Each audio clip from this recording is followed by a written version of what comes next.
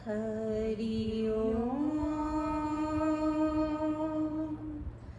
हरि ओम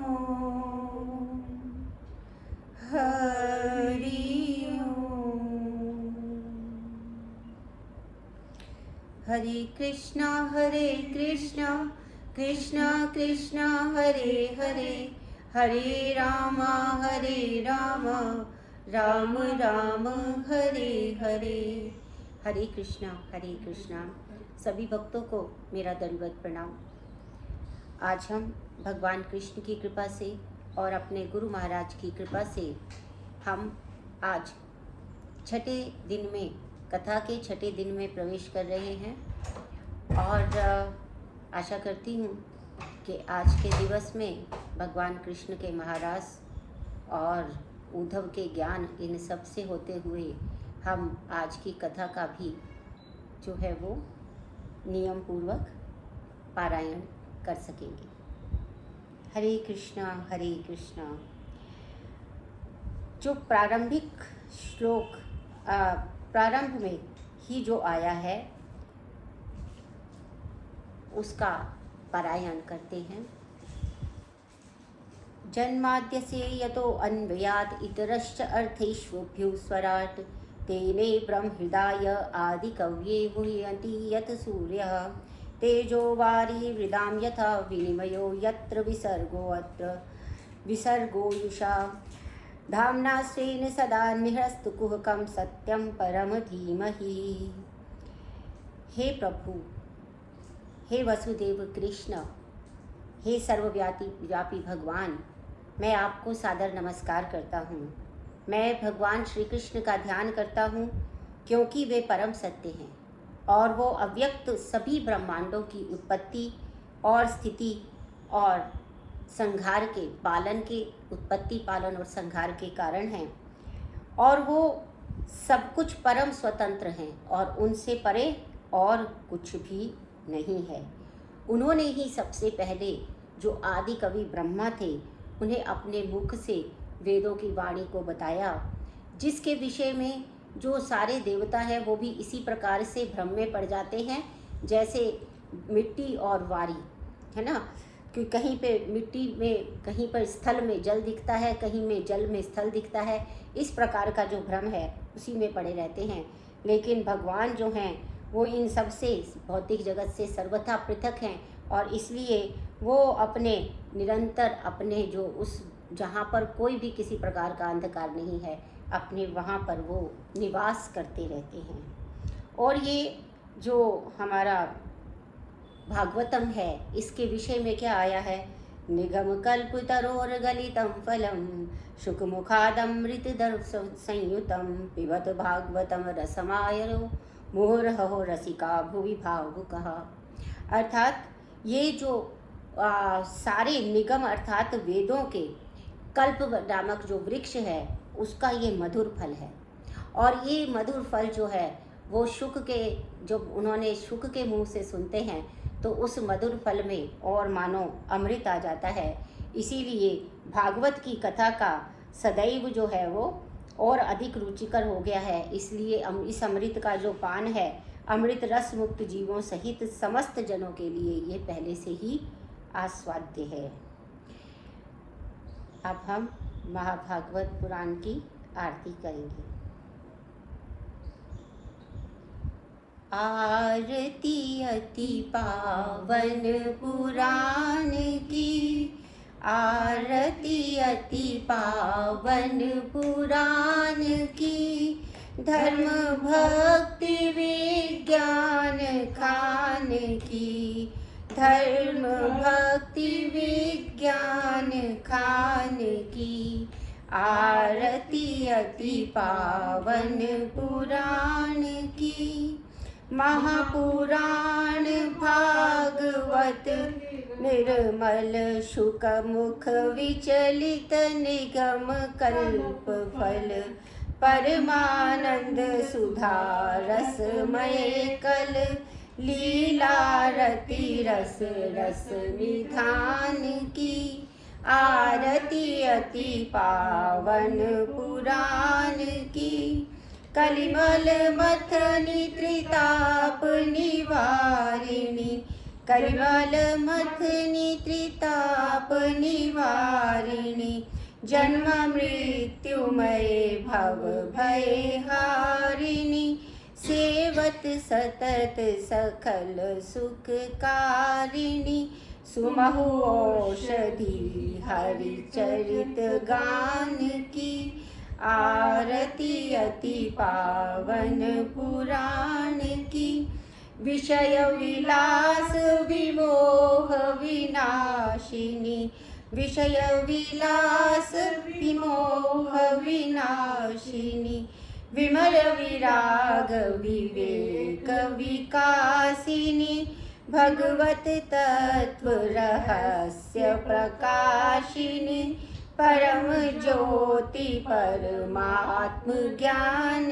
की, आरती पावन पुराण की, परमहंस मुनि मन उल्लासिनी, परमहंस मुनि मन उल्लासिनी, रसिक हृदय रस रास विलासिनी, मुक्तिरत प्रेम सुदासिनी, कथा अकिंचन प्रिय सुजान की, आरती अति पावन पुराण की, आरती अति पावन पुराण की।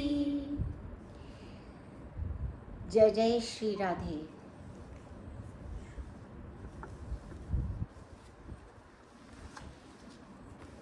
ओम अस्मद्गुरुभ्यो नमः, अस्मत्परम गुरुभ्यो नमः, अस्मत्सर्वगुरुभ्यो नमः।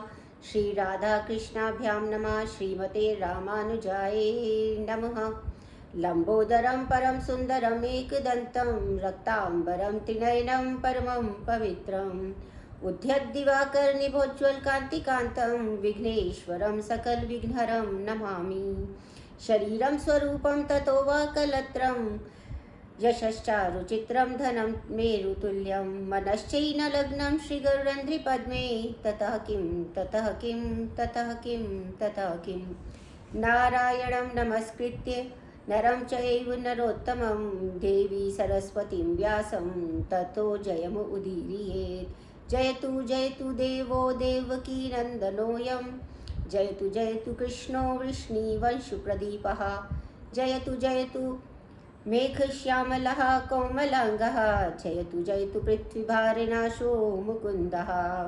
श्रीकृष्ण त्वदीये पदपङ्कजपञ्जरान्तम् अद्यैव विशतु मानसि राजहंसः।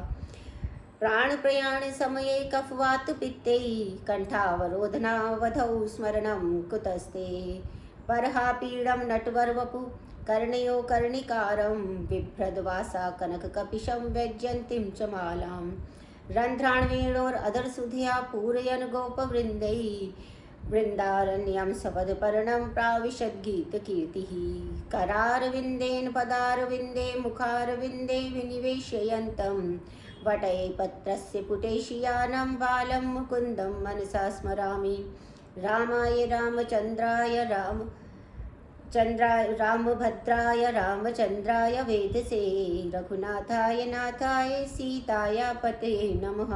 अञ्जनानन्दनं वीरं जानकी शोकनाशनं कपीशमक्षहन्तारं वन्दे लङ्काभयङ्करं। मूकं करोति वाचालं पङ्गुं लङ्घयते गिरिं यत्कृपातमहं वन्दे परमानन्दमाधवम्। भक्तिभक्त भगवन्तं चतुर्नाम वपु एक, जिनके पद वंदन किए नासे विघ्न अनेक। अनंत कोटि ब्रह्मांड नायक अचिंत्य कल्याण गुणगण निधान सर्वेश्वर सर्वाधिपति अकारण करुणा वरुणालय अकारण करुणाकारक सकल कल्य शापहारक परात्पर पर ब्रह्म अनंत कोटि कंदर्प दर्प दलन पटियान निर्गुण निराकार सगुण साकार जगदैक बंधु करुणैक सिंधु सच्चिदानंद घन परमात्मा और श्री कृष्ण एवं राधा रानी जी के युगल चरणारविंदों में दासी का बारंबार प्रणाम।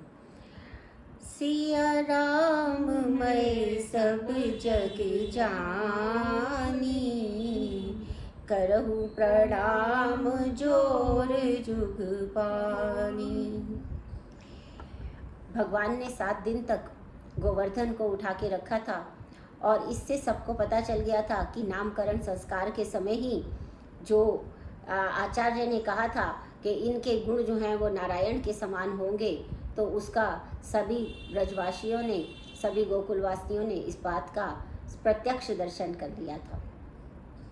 अब क्या हुआ कि एक दिन एकदश्याम निराहारा समभ्यर्च्य जनार्दन स्नातुम नंदस्तु कालिंद्या द्वादश्यम जलम आविशत। श्री सुखदेव जी कहते हैं कि परीक्षित, एक बार क्या हुआ कि कार्तिक शुक्ल एकादशी का पावन पर्व था और नंद बाबा ने एकादशी का व्रत रखा था। रात्रि के 12 बजे जब आसुरी बेला को वे ब्रह्म मुहूर्त समझकर वो यमुना में चले गए, स्नान करने आए और उस समय वरुण के दूत उन्हें पकड़ कर ले गए। प्रातःकाल जब नंद बाबा घर नहीं लौटे तो सभी ब्रजवासी उनको खोजने लगे। अब जब भगवान ने उनके जो वस्त्र हैं वो यमुना के किनारे देखे तो वो नंद बाबा को लेने के लिए वरुण लोग पहुंच गए। वरुण जी ने जैसे ही भगवान श्री कृष्ण को देखा तो वो सिंहासन छोड़कर खड़े हो गए और पाद्यार्घ देकर अर्थात उनके पैरों का प्रक्षालन करके, पाद प्रक्षालन करके उनका पूजन किया वरुण देव ने और स्तुति करते हैं, अद्य मे निवृतो देवाद्येयाधिकोता प्रभु त्वत्पादा भाजो भगवन् वापु पारमध्वनः। उन्होंने कहा, प्रभु आज तो मेरा शरीर धारण करना ही सफल हो गया, क्योंकि आज मुझे आपके चरणों की सेवा प्राप्त हुई है। प्रभु आज्ञा करें, आपका यहाँ आगमन किस कारण से हुआ है। भगवान श्री कृष्ण ने कहा कि हे वरुण देव, तुम्हारे जो सेवक हैं वो मेरे नंद बाबा को लेकर आ गए हैं, मैं उन्हीं को लेने के लिए आया हूँ। अब वो जो वरुण देवता थे वो बड़े ही लज्जित हुए। उन्होंने कहा, प्रभु क्षमा कर दे, ये मेरे सेवकों को पता नहीं था, तो मैं अभी नंद बाबा को लौटाता हूँ। तो उन्होंने नंद बाबा को, जो वरुण देव लोक की नंद बाबा ने, जब इन्होंने अनेकों प्रकार के जब जो है सेवकों को क्षमा करवाकर अनेक प्रकार के रत्नों को देकर नंद बाबा को भगवान के साथ में श्री कृष्ण के साथ विदा किया। जब वो आए, जब नंद बाबा व्रज में आते हैं और व्रज में आकर उन्होंने वरुण लोक की समृद्धि के विषय में जब बताते हैं तो सभी व्रजवासियों को, तब उन्होंने कहा कि व्रजवासी सोचने लगे, क्या कृष्ण कभी हमें भी अपने धाम के दर्शन कराएंगे। भगवान तो अंतर्यामी हैं, भगवान समझ गए। वो सबको लेकर ब्रह्मांड घाट ले आए और उन्होंने वहाँ पर जो है वो एक डुबकी, जैसे ही व्रजवासियों ने उस ब्रह्मांड घाट में डुबकी लगाई तो वो देखते हैं कि एक अति समृद्ध वहाँ पर नगर है। वहाँ पर बहुत बड़ी भारी जो है वो सवारी निकल रही है, रत्नों से जड़ित है और भगवान कृष्ण जो हैं वो उन्हीं की सवारी निकल रही है। अब उसमें से एक ग्वाले ने जोर से कहा, अरे भाई ग्वाले, अभी भाई कृष्ण कन्हैया कहाँ जा रहे हो, आज गाय चराने नहीं जाओगे क्या। डांट लगाई, अरे ये क्या कर रहे हो, गैया नैया, वो गैया चला रहे, ना जाओ। तो जो सेवक था उसने ग्वाले को बहुत जोर से डांटा, अरे ये तुम्हारे कोई ग्वाले नहीं हैं, ये तो यहाँ के राजाधिराज हैं, ये गाय नहीं चराते। ओ ग्वाल वालों ने कहा, पिता न पुत्र पर पालये दशौ माता यशोदा न सुतं प्रयाति गावश्च नैवाग्रता एव यान्ति कथम वसामत्र विकुंठ लोके। उन्होंने कहा, नंद बाबा जहाँ अपने पुत्र कन्हैया का लालन पालन नहीं करते, जहाँ माँ यशोदा कन्हैया को लोरी नहीं सुनाती, जहाँ पे कन्हैया गौएं नहीं चराते, हमें वहाँ नहीं रहना। ऐसे वैकुंठ लोक को हम नहीं जाना चाहते। जैसे ही ग्वाल वालों के मन में ये विचार आया, वैसे ही भगवान श्री कृष्ण ने अपने आप को सबने वहाँ कहाँ पाया, वृंदावन में ही पाया। तो बोलिए श्री हरि भगवान की जय। भगवान श्री कृष्ण ने जो जो भी लीलाएं की हैं वो सब लीलाएं कैसी हैं कि जब वो मृद भक्षण करते हैं तो वो एक बार से क्या करते हैं कि वो पृथ्वी तत्व का शोधन करते हैं। जब वो कालिया नाग के ऊपर अपना नृत्य करते हैं तो उस समय वो क्या करते हैं, वो जल तत्व का शोधन करते हैं। इसी तरह से जब व्योमासुर का उद्धार करते हैं तो आकाश तत्व का शोधन करते हैं। जब तृणावर्त का उद्धार करते हैं तो वायु तत्व का शोधन करते हैं, और जब अग्नि को पी जाते हैं तो अग्नि तत्व का शोधन करते हैं। तो उसमें क्या कहा, ब्रह्मादि जय सरुद्ध दर्प कंदर्प दर्पहा जयति श्रीपति गोपी रास मंडल मंडनहा। कामदेव ने सारे ब्रह्मादि देवताओं पर विजय प्राप्त कर ली तो उनको बहुत ही अभिमान हो गया था, और उसका मान वर्धन करने के लिए भगवान ने सोचा कि अब वो रास लीला करेंगे। भगवान पिता तारात्रि शरदो उत्फुल्लित मल्लिकः वीक्षेरन्तुं मनश्चक्रे योगमायुमुपाश्रितः। शरद पूर्णिमा की रात्रि में जब पूर्व दिशा से पूर्ण चंद्रमा का उदय हुआ, चमेली और बेला के आदि पुष्पों की सुगंध से सारा वन सुगंधित हो रहा है, और उस समय योग माया का आश्रय लेकर भगवान श्री कृष्ण ने रास लीला के लिए अपना मन बना लिया। अपनी बांसुरी से बड़ी ही मधुर मधुर तान छोड़ी, जिससे कि जितनी भी गोपियां थी उस मधुर बांसुरी की तान से आवाज़ को सुनकर लगा कि श्री कृष्ण मेरा ही नाम लेकर पुकार रहे हैं। और उस समय कोई गोपी अपना श्रृंगार कर रही थी, कोई गोपी अपने बच्चे को दूध पिला रही थी, कोई पति की सेवा कर रही थी, कोई श्रृंगार कर रही थी, कोई वस्त्र पहन रही थी, परंतु वो जिस भी स्थिति में थे वो उसी स्थिति में वैसे ही अस्त व्यस्त अवस्था में कृष्ण से मिलने के लिए दौड़ी। और कुछ गोपियों ने को तो बाहर निकलने का मार्ग भी दिखाई नहीं दे रहा था। श्री कृष्ण के चरणों का ध्यान अपने मन में लगाकर श्री कृष्ण के पास पहुंच गई, और भगवान ने जब गोपियों को देखा तो कहने लगे, स्वागतम वो महाभागा प्रियम किम करवाणी च वर्जस्य नामयम कच्चे ब्रूता आगनम कारणम। गोपियों, आपका स्वागत है। आपकी प्रसन्नता के लिए मैं क्या कर सकता हूँ? ब्रज में सब ठीक ठाक तो चल रहा है ना? आपके आने का कारण क्या है?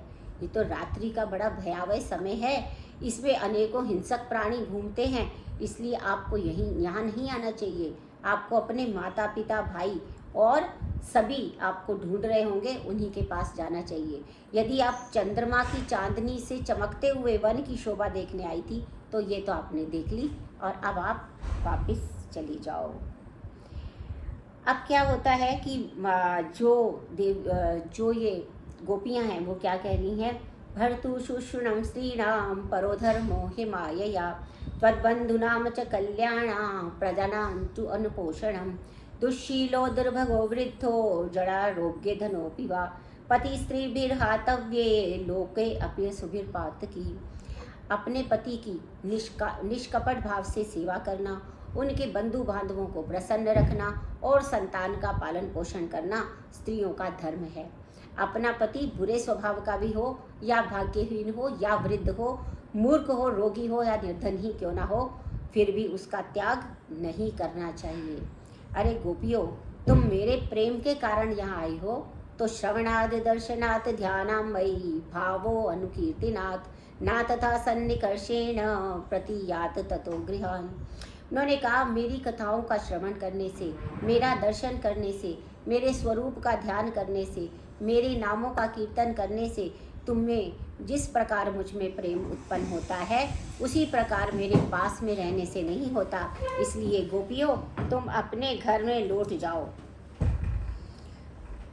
तो यहाँ पर जब भगवान कृष्ण ने इस प्रकार से कहा तो जो गोपियाँ हैं वो बहुत ही निराश हो गई और वो उदास हो गई। उन्होंने कहा कि हम तो जो हैं वो आपसे मिलने के लिए आए और आप जो है वो हमको इस प्रकार से दुत्कार रहे हैं।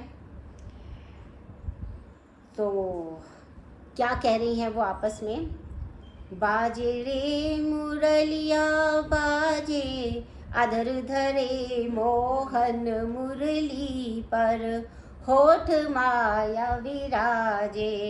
बाजे रे मुरलिया बाजे अधर धरे मोहन मुरली पर होठ माया विराजे। हरे हरे बांस की बनी मुरलिया मरम को छुए अंगरिया। चंचल चतुर अंगुरिया जिस पर कनक मुदरिया साजे। बाजे रे मुरलिया बाजे, उठदाई व्रज वधु श्रवण सुन, सुनि भवन पति उन सब ताजे। गोपी भई चित काम आतुर, उलटी उभरन अग साजे। नंद नंदन चरण पर से, मुदित गोकुल नारैया। बाजे रे मुरलिया बाजे, अधर धरे मोहन मुरली पर, होठ माया विराजे। आप और गोपियों ने अपने घर लौट जाओ, और श्री कृष्ण के ऐसा कहने से उनके आंखों में अश्रु प्रवाहित होने लगे।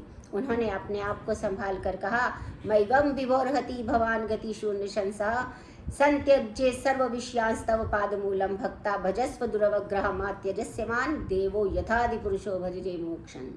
प्यारे श्याम सुंदर, इतनी निष्ठुरता पूर्वक ये वचन न कहें। हम समस्त विषयों को त्याग कर आपकी शरण में आए हैं, हम आपके भक्त हैं, हमारा त्याग मत कीजिए। आपने कहा पति पुत्र आदि की सेवा करना ही स्त्रियों का परम धर्म है, तो सबके हृदय में परमेश्वर आप विराजमान हैं, आप सबके पति परमेश्वर हैं। हम आपको छोड़कर कैसे जा सकते हैं? आपको छोड़कर हमारे चरण एक पग भी चलने को तैयार नहीं है, और यदि हम व्रज में चले भी जाएं तो अपनी मधुर मुस्कान और आपकी आप जो तिरछी तिरछी आंखों से देखते हो, हमको तो वही मोहता रहेगा। वो आपने हमें अपनी ओर खींच लिया है, और अब हमारा हृदय प्रेम की आग में धधक रहा है। अब आप अपनी अर्धामृत की रसधारा से इसे बुझा दीजिए, अन्यथा हम सब विरह व्यथा में अपने आप को जला देंगे, और आपके चरण कमलों का ध्यान करके मरेंगे तो अगले जन्म में हम कृष्ण बनेंगे। और श्याम सुंदर, हमें पता है आप भी हमारे बिना नहीं रह सकते, इसलिए जब हम आपका ध्यान करके मरेंगे तो अगले जन्म में आप गोपी बनेंगे, और हम भी तुम्हें इसी तरह से फिर सताएंगे। तो इस तरह से भगवान श्री कृष्ण ने गोपियों के जब इस प्रकार के व्याकुलता भरे वचनों को सुना, तो उन्होंने कहा कि उन्होंने जो है फिर गोपियों के साथ एक सुंदर सी रास लीला जो है वो प्रारंभ कर दी। जब गोपियों के साथ वो रास लीला कर रहे थे तो उस समय गोपियों को बहुत ही अभिमान हो गया कि हम जैसा कौन होगा, हमारे साथ तो स्वयं जो है वो भगवान नाच रहे हैं, हमारे साथ रास कर रहे हैं। और भगवान ने अपनी माया इस प्रकार से फैलाई कि हर गोपी को लगता था कि भगवान कृष्ण केवल मेरे ही साथ रास कर रहे हैं, इसलिए उन सब के अंदर एक बहुत अधिक अभिमान उत्पन्न हो गया। और जब कृष्ण ने देखा कि गोपियां अभिमान कर रही हैं तो वो चुपके से अंतर ध्यान हो गए। अब श्री कृष्ण को वो जो गोपियां हैं एकदम से भगवान अंतर ध्यान हो गए तो बहुत दुखी हो गई। तो वो वृक्षों से पूछने लगी, वट पीपल पाकड़ सबसे पूछने लगी कि तुमने कहीं कृष्ण को देखा है। जब वृक्षों ने उत्तर नहीं दिया तो उन्होंने कहा ये क्या बताएंगे, इन्हें तो अपने बड़े होने का बड़ा ही अभिमान है। उसी समय जो गोपियाँ थी उन्होंने तुलसी से पूछा कि क्या तुमने कृष्ण को देखा है। तुलसी ने भी कोई उत्तर नहीं दिया। तो गोपियाँ कहने लगी ये क्या बताएगी, ये तो हमारी सोतन है, श्री कृष्ण का अन्वेषण करती रहती है। गोपियाँ उनमें तन्मय हो गई और वो भगवान की लीलाओं का स्वयं अनुकरण करने लगी। एक गोपी पूतना बन गई और दूसरी जो है वो कृष्ण बनकर घुटनों के बल चलने लगी। एक गोपी मुरली लेकर मटक मटक कर चलने लगी और कहती हैं कृष्णो हम पश्यता गतिम, मैं कृष्ण हूँ, मेरी चाल तो देखो। एक गोपी ने अपनी ओढ़नी अपने ऊपर लेने लगी और कहने लगी देखो मैंने गिरिराज उठा लिया है, आप सभी नीचे आ जाओ। इस प्रकार श्री कृष्ण की लीलाओं का अनुकरण करती हुई गोपियों ने वन में एक स्थान पर श्री कृष्ण के साथ किसी और गोपी के चरणों को देखा। अनयाराधितो नूनम भगवान हरिरीश्वरः, यन्नो विहाय गोविंदा प्रीतो यामन यदा रह। निश्चित ही यह श्री कृष्ण की आराधिका श्री राधा रानी है, जिनके प्रेम के कारण श्री कृष्ण ने हमें छोड़ दिया। राधा रानियों ने गोपियों के इस विरह को देखा तो उनके हृदय में गोपियों के लिए बहुत ही दया भाव आ गया। तो उन्होंने लीला करते हुए कहा कि मैं थक गई हूँ, मुझसे अब और चला नहीं जाता, यदि आपको कहीं ले चलना है तो आप मुझे अपने कंधे पर बिठा के चलिए। श्री कृष्ण ने कहा, आप वट वृक्ष की डाली पकड़कर मेरे ऊपर चढ़ जाओ। जैसे ही पेड़ की डाल पकड़कर राधा रानी ने श्री कृष्ण पर चढ़ना चाहा, श्री कृष्ण अंतर ध्यान हो गए। राधा रानी ने कृष्ण को नहीं देखा तो वो रोने लगी। हा नाथ रमण प्रेष्ठा क्वासी क्वासी महाभुजा, दास्यास्ते कृपणाया में सखे दर्शये सन्निधम। उनकी एक एक शब्द से जो राधा रानी ने भगवान कृष्ण को बुलाया है, उनके एक एक शब्द से एक एक जो है वो देवालय प्रकट हो गए। जैसे गोपीनाथ प्रकट हो गए, रमण कहने पर राधा रमण प्रकट हो गए, प्रेष्ठ कहने पर राधा वल्लभ प्रकट हो गए, और जैसे ही महाभुज कहा तो बांके बिहारी प्रकट हो गए। गोपियों ने राधा को देखा तो कहने लगी, श्री कृष्ण हमें छोड़कर गए, कोई बात नहीं, परंतु आपको छोड़कर नहीं जाना चाहिए था। जहाँ वन में जहाँ तक चंद्रमा की चांदनी छिटक रही थी, गोपियों ने वहाँ तक श्री कृष्ण को ढूंढा। फिर सोचने लगी, हम कृष्ण को कहाँ तक ढूंढेंगी, कृष्ण तो हमसे बचने के लिए उतना ही आगे जाएंगे, उससे उनके पैरों में कंकड़ पत्थर चुभ जाएंगे। यदि उन्हें मिलना होगा तो यमुना के पुलिन में ही मिल जाएंगे। और सभी लोग जो है वो यमुना पुलिन में आ गई और एक साथ समवेत स्वर में गोपी गीत का गान करने लगी। यह गोपी गीत कनक मंजरी छंद से निबद्ध है, और कनक का अर्थ होता है धतूरा।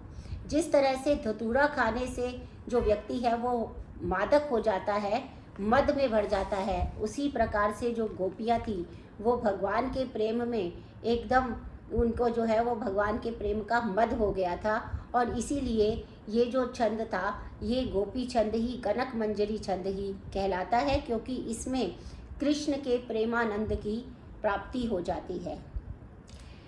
तो सभी गोपियाँ एक स्वर में गोपी गीत का पाठ करते हुए कहती हैं, जयति ते अधिकम जन्मना व्रजा शयते इंद्रिया शश्वदत्र ही, दयिते दृश्यताम दिक्षु तावकास्तवयि धृतास त्वां विचिवन्त्वते, शरदुदाशये साधु जात सत सरजिजोदर श्रीमुषादृशा, सुरतनाथ ते शुल्क दासिका वरद निघ्नतो नेहं किं वदा, विष जलाप्यायाद व्याल राक्षात् वर्षमारुताद वैद्युत्तानलात्, वृष्यमात्मजात विश्वतो भयात् ऋषभं ते वयं रक्षितामुः, न खलु गोपिकानन्दनो भवान् अखिल देहिनामन्तरात्मदृक्, विघ्न सार्थितो विश्वगुप्तये सख उदेयीवान् सात्वतां कुले। हे प्यारे श्याम सुंदर, आपका जन्म इस व्रज में हुआ, इससे इसकी जो महिमा है वैकुंठ से भी अधिक हो गई। तभी तो वैकुंठ की जो अधिष्ठात्री है देवी लक्ष्मी, वो भी अपना स्थान छोड़कर यहाँ आपकी नित्य सेवा में लगती है। अब आपको हमें सजा देनी है तो दीजिए, हम तो आपके बिना मोल की दासी हैं। उन्होंने कहा है कि हम जो है आपको, हम तो दासी ही रहेंगे आपके, और वो भी बिना मोल के। अगर हमको मारना ही था तो यमुना के विशाले जल से मार देते, इंद्र की मूसलाधार बारिश वर्षा से मार देते, हमारी रक्षा क्यों की। प्रभु, आप मात्र यशोदा नंदन ही नहीं, अपितु समस्त प्राणियों के हृदय में रहने वाले अंतर्यामी परमेश्वर हैं। ब्रह्मा जी की प्रार्थना पर आप विश्व की रक्षा के लिए यदुकुल में अवतीर्ण हुए, और आपकी कथा अमृत के समान है, अथवा आपकी कथा मारने वाली है। एक बार भी जो इसे सुन लेता है वो बिच्छुकियों की भांति भटकता रहता है। प्रभु, आपके चरण इतने कोमल हैं कि हमें अपने कठोर वक्ष स्थल पर हम उन्हें रखने में भी डरते हैं। आप इन्हें चरण कमलों से भटकते रहे, आपके चरणों में कंकड़ पत्थर लग जाए, इसकी कल्पना मात्र से हम घबरा गए हैं। प्रभु, हमारा जीवन आपके लिए है। और श्री कृष्ण के दर्शन की लालसा से गोपियों ने एक साथ रुदन किया। तासामिपूरच्चोरी समयमान मुखाम्बुजः, पीताम्बरः ध्रवासग्री साक्षान मनमत मंथया। तभी पीताम्बर भगवान श्री कृष्ण जो हैं वो मुस्कुराते हुए गोपियों के मध्य में प्रकट हो जाते हैं। गोपी गीत और गोपियाँ हमें बताती हैं कि यदि भगवान का जो हम कीर्तन करते हैं, यदि भगवान के विषय में हम जो भी कथा करते हैं, यदि हमारा मन इस बात से सदैव आश्वस्त रहता है कि भगवान यही हैं और वो हमारा आर्त स्वर सुन के अवश्य ही हमें दर्शन देंगे। और उसी आर्त स्वर में हम गाती हैं कि भगवान जो है, हमें मालूम है कि तुम हमें प्रत्यक्ष दर्शन नहीं भी दोगे तो कोई बात नहीं, किंतु आपका जो स्थान है वो हमारे हृदय में सुरक्षित है। और जब भगवान हमारे हृदय में ही हैं, अंतर्यामी है, सब कुछ जानने वाले हैं, तो वो अंतर ध्यान क्यों हुए, इस विषय पे विचार करना होता है। जिस प्रकार से गोपियों को इस बात का अभिमान हुआ कि भगवान कृष्ण को हमने बांध लिया है, भगवान कृष्ण हमारे लिए आ गए हैं, तो इस अभिमान को छोड़कर ये होना चाहिए कि मैं भगवान कृष्ण के लिए आ गई हूँ, मैंने अपना सब कुछ भगवान को दे दिया है, अब भगवान की जो इच्छा होगी, जितनी कृपा होगी, उतना प्रसाद हम सबको मिलेगा। बोलिए रस बिहारी भगवान की जय। उनका सुंदर स्वरूप है, वो करोड़ों कामदेवों से भी मन को मथने वाले हैं। गोपियों ने जैसे ही कृष्ण को देखा तो वो उन्हें घेर कर खड़ी हो गई। किसी ने हाथ पकड़ा, किसी ने पैर पकड़ा, किसी ने कमर पकड़ लिए कि फिर से भाग ना जाए। एक गोपी ने श्री कृष्ण को देखकर नेत्र बंद कर लिए। और नेत्र बंद क्यों किए, कहने लगी, सखी ने कहा तुमने नेत्र क्यों बंद किए? तो उसने कहा, श्याम भले ही जो है वो हमसे छुप जाते हैं, लेकिन मन के श्याम कहाँ जाएंगे, इसलिए नेत्र बंद कर लिए। गोपियों ने अपनी ओढ़नियों का आसन लगाया, उसमें श्री कृष्ण को बिठाया और उनसे पूछा, कितने प्रकार के लोग होते हैं बताओ? भजतोऽनुभजन्ते एका एक एतद्विपर्ययं न भूयाश्च भजन्ते एका एकन्नो ब्रूहि साधुभो। श्याम सुंदर, कुछ लोग ऐसे होते हैं जो प्रेम करने वालों से प्रेम करते हैं, और कुछ लोग ऐसे होते हैं जो प्रेम ना करने वालों से प्रेम करते हैं, और कुछ लोग ऐसे होते हैं जो दोनों से ही प्रेम नहीं करते। भगवान श्री कृष्ण ने कहा, गोपियों में जो प्रेम पर प्रेम करता है वो तो व्यापारी है, और जो ना प्रेम करने वालों से भी प्रेम करता है, ऐसे माता पिता और गुरु ही होते हैं। भजतो न वै भजतोऽपि न वै केचित् भजन्ते भजता कुतः आत्मा राम हे आप्तात्मा अकृतज्ञता गुरुद्रोह। और जो प्रेम करने वालों से प्रेम नहीं करते हैं, वो चार प्रकार के लोग होते हैं। एक होते हैं आत्माराम। आत्माराम वो होते हैं जो अपने ही आत्मा में इतने प्रसन्न हैं कि उन्हें किसी और की आवश्यकता ही नहीं है, इसीलिए वो प्रेम करने वालों से भी और ना प्रेम करने वालों से भी किसी से प्रेम नहीं करते। आप्त काम है, जिनकी सारी कामनाएं पूरी हो गई हैं, तो उनको किसी का कोई प्रयोजन ही दिखाई नहीं देता, इसलिए वो प्रेम करने वालों से भी प्रेम नहीं करते। तीसरे वो हैं जो अकृतज्ञ हैं, जो ये जानते ही नहीं कि कोई उनसे प्रेम करता है, तो उन्हें उनका कृतज्ञता माननी चाहिए, वो वाले हैं। और चौथे होते हैं गुरुद्रोह, जिनको मालूम तो है कि ये हमसे प्रेम करते हैं, पर वो जानबूझ के प्रेम नहीं करते। ऐसे परोपकारी गुरुतुल्य लोगों से भी द्रोह करते हैं, वे परम अपराधी हैं। ललिता ने विशाखा से कहा कि श्याम सुंदर आत्मा राम हैं।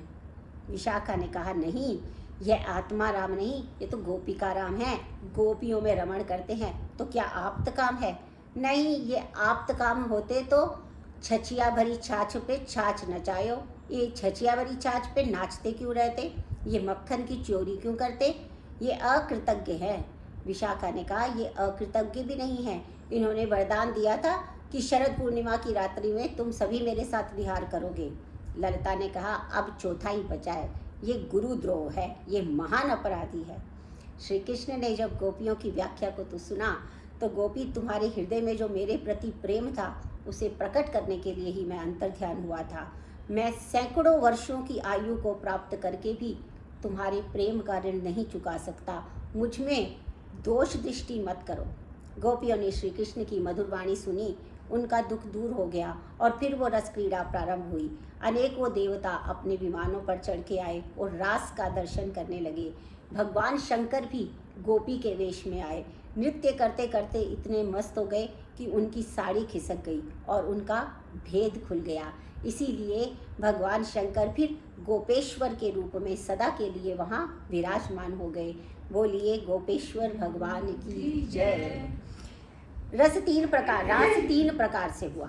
पहले थे प्रथम क्रम में मध्य में श्री कृष्ण और चारों ओर से गोपियां नृत्य करने लगी, और दूसरे क्रम में 2 गोपियां और 1 कृष्ण। और फिर जब गोपियों के निकट आने की इच्छा हुई तो 1 गोपी 1 कृष्ण महारास करने लगे। यह बड़ा ही दिव्य महारास हुआ। रे में रमेश वज्र सुंदरी भी यथार्भर का स्वप्रतिबिंब विभ्रमहा। जैसे बालक अपनी परछाई से खेलता है, ऐसे ही कृष्ण ने गोपियों के साथ रास किया। बोलिए रास बिहारी भगवान की जय। राजा परीक्षित पूछते हैं, गुरुदेव, भगवान का अवतार तो धर्म की रक्षा के लिए हुआ था, फिर उन्होंने दूसरों की स्त्रियों को स्पर्श क्यों किया? सुखदेव जी कहते हैं, धर्म व्यतिक्रमो इष्ट ईश्वराणाम च साहसम तेजी यसाम न दोषाय वन्य सर्वभुजो यथा। परीक्षित, जो तेजस्वी होते हैं, जो समर्थशाली होते हैं, उनमें दोष नहीं होता। जैसे कि अग्नि है, अग्नि सबको खा जाती है, परंतु किसी भी पदार्थ से वो लिप्त नहीं होती। भगवान शंकर हलाहल विष पी गए, कोई साधारण पुरुष पीता तो जलकर खाक हो जाता। परीक्षित, रास के पश्चात जब गोपियाँ अपने अपने घर लौट आईं, तब किसी ने भी उनमें दोष दृष्टि नहीं देखी। उन्हें लगा कि गोपियाँ जैसे उन्हें छोड़ के गई थी, वो वैसे ही उनके पास थी। तो विक्रीडितम वज्रधूरम भीरिदम च विष्णु श्रद्धान्वितो अनुशृणुयाद अथ वर्णयेदया भक्तिम पराम भगवती प्रतिलभ्य कामम हृद्रोगम आश्वपहिनो अत्यचिरेण धिया। परीक्षित जी, जो भी इस महारास का वर्णन करता है अथवा इस महारास का श्रवण करता है, उसे भगवान की निष्काम भक्ति की प्राप्ति हो जाती है और उसका रोग जो है, जो काम विकार है, वो छूट जाता है। क्यों छूट जाता है उसका काम विकार? क्योंकि भौतिक में जितने भी चीज़ों से प्रेम किया जाता है वो सब की सब नश्वर हैं। उनके अंदर वो वाला रस नहीं होता, क्योंकि वो रस स्थायी नहीं है, वो रस अस्थाई है। और जिस प्रकार से प्रेम करने वाला नश्वर है, उसी प्रकार से जिससे प्रेम किया जा रहा है वो भी नश्वर है। ऐसे नश्वर प्रेम को, जिसको कि एक दिन नाश को प्राप्त होना ही है, उसके प्रति जो रस है वो रस उतना नहीं हो सकता जो रस भगवान के साथ प्रेम करने में आता है। क्योंकि भगवान के साथ जो रस में आ जाता है, जिसको इतना श्रेष्ठ रस मिल जाता है, वो फिर और किसी रस में नहीं आ पाता है। तो इसीलिए निष्काम भक्ति प्राप्त होती है, क्योंकि उस रस के पश्चात कोई भी कामना शेष नहीं रह जाती है। इसीलिए महारास का जो वर्णन किया जाता है, उसका उद्देश्य किसी काम वासना को उत्तेजित करना नहीं है, अपितु उसका उद्देश्य ये है कि सभी हम लोग जो कलयुग में रहते हैं, हम ये जो विषय विकारों के पीछे पड़ के और इनके साथ में प्रेम करने का जो है विफल प्रयास कर रहे हैं, ये प्रयास हमको नहीं करना है। इसी प्रयास को, इसी भक्ति को, इसी प्रेम को भगवान के श्री चरणों में लगाना है, तो उसके बाद कोई कामना फिर शेष नहीं रहेगी। अब भगवान जो है वो अपने सुदर्शन का भी उद्धार करते हैं। एकदा देव यात्रायाम गोपाली जात कौतुका अनोभिर अनुद्युक्ते प्रयुक्तस्तोम्बिका वनम। परीक्षित, एक शिवरात्रि का बड़ा ही पावन पर्व था और उस समय नंद आदि जो गोपगण हैं वो उन्होंने अंबिका वन की यात्रा की। वहाँ सरस्वती नदी में स्नान किया और भगवान शंकर का पूजन किया, रुद्राभिषेक किया, व्रत किया, ब्राह्मणों को दान दिया। रात्रि में एक अजगर आ गया और उसने नंद बाबा का पैर पकड़ लिया। सभी गोपीगण जो थे उन्होंने उसे छुड़ाने की प्रयास किया, लेकिन वो उसने नहीं छोड़ा। और ब्रजवासियों ने भी जोर से कृष्ण को पुकारा और कृष्ण के चरणों का स्पर्श जैसे ही अजगर को हुआ, वो पुरुष के रूप में उत्पन्न हो गया। भगवान श्री कृष्ण ने पूछा, तुम कौन हो और इस गति को कैसे प्राप्त हुए? अहम विद्याधरा कश्चित सुदर्शना इति श्रुता श्रिया स्वरूप संपत्तिया विमानेन अचरः दिशा। उन्होंने कहा, मैं पूर्व जन्म में सुदर्शन नाम का एक विद्याधर था। मुझे अपने स्वरूप का बड़ा अभिमान था और एक दिन मैं विमान में बैठकर जा रहा था तो गोत्रीय ऋषियों को देखा, उनका अपमान करने लगा। उन्होंने मुझे श्राप दे दिया कि जाओ अजगर हो जाओ। मुनि श्राप जो दीना अति भल कीना परम अनुग्रह में माना। हे प्रभु, इन ऋषियों ने मुझे श्राप नहीं अपितु मुझे वरदान दिया है। उनकी कृपा के कारण मैं आज आपके चरणों का स्पर्श पा सका। सुदर्शन ने भगवान श्री कृष्ण के चरणों में प्रणाम किया, परिक्रमा की और अपने लोक की यात्रा की। बोलिए भक्त वत्सल भगवान की जय। इसी प्रकार से भगवान, क्योंकि इस अवतार में सभी असुरों का नाश करने के लिए आए हैं, तो एक शंखचूड़ भी आए। परीक्षित, एक श्री कृष्ण और बलराम गोपियों के साथ रात्रि में विहार कर रहे थे। उस समय एक शंखचूड़ नाम का यक्ष आया और गोपियों का हरण करके ले जा रहा था। भगवान श्री कृष्ण ने उसे दौड़कर पकड़ लिया और एक ही मुष्टिक के प्रहार में उसका गोविंदाय नमो नमः हो गया।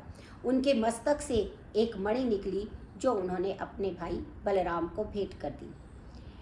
परीक्षित, जब भगवान प्रातःकाल वन में चले जाते तो गोपियों का चित्त भी उनके साथ ही चला जाता। वो भी कृष्ण की लीलाओं का गान करती रहती और वो कहती कि अरे सखी, जब नट नागर प्यारे सुंदर अपने मुखमंडल को बाईं ओर लटकाकर भवों को नचाते हुए अधरों पर बांसुरी छेड़ते हैं तो उनकी उंगलियों से वो छिद्रों को फिराते हुए मधुर तान छेड़ते हैं। उस समय आकाश में विमानों पर चढ़ी हुई सिद्धों की पत्नियां जब वो तान सुनती हैं तो वो तान इतनी मोहित हो जाती हैं कि शरीर की सुध बुध भूल जाती हैं और उनका जो उत्तरीय वस्त्र है वो पृथ्वी पर गिर जाता है। जब उन्हें चेतना आती है तो वो लज्जित हो जाती हैं। एक गोपी कहती है, अरे सखी, जब प्यारे सुंदर गोवर्धन की शिखर पर खड़े होकर और वेणु वादन करते हैं उस समय मेघ मंद मंद गरजने लगते हैं। प्यारे श्याम सुंदर को कहीं धूप ना लग जाए इसलिए उनका छाता बन जाते हैं और मंद मंद बरसते हैं, जैसे श्री कृष्ण पर पुष्पों की वर्षा कर रहे हों। परीक्षित, इस प्रकार गोपियाँ श्री कृष्ण की लीलाओं का गान कर बड़े कष्ट से अपने दिनों को व्यतीत करती हैं। एक दिन भगवान कृष्ण जो हैं वो सायकाल गायों को लेकर ब्रज में प्रवेश कर रहे थे। उसी समय अरिष्टासुर नाम का एक दैत्य बैल के रूप में आ गया। उसे देखकर ब्रजवासी भयभीत हो गए। गाय डरकर जहाँ तहाँ भागने लगी। श्री कृष्ण ने उस असुर को देखा तो उसके पास पहुँचे और उसके सींग उखाड़कर और सींगों से ही उसको उसके धाम पहुंचा दिया, गोविंदाय नमो नमः कर दिया। श्री सुखदेव जी कहते हैं, परीक्षित, एक दिन देव ऋषि नारद कंस के यहाँ आए। कंस ने उनका स्वागत सत्कार किया। देव ऋषि नारद ने कंस से कहा,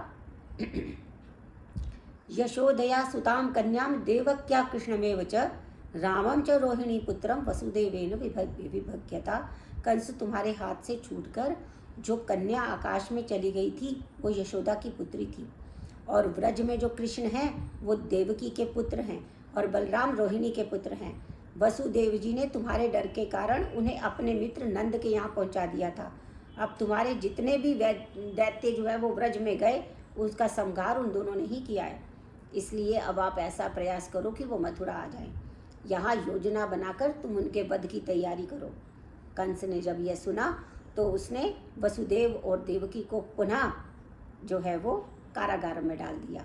अक्रूर जी को बुलाया और उनसे कहा, तुम्हारे बराबर मेरा दूसरा कोई मित्र नहीं है, इसलिए तुम मेरा एक काम करो, धनुष यज्ञ के बहाने कृष्ण और बलराम को यहाँ ले आओ और मैं कुवलया पीड़ हाथी से के द्वारा उन्हें मरवा दूंगा। यदि वे बच गए तो चाणूर और मुष्टिक जो हैं मेरे पहलवान उन्हें मार डालेंगे। अक्रूर जी ने कहा।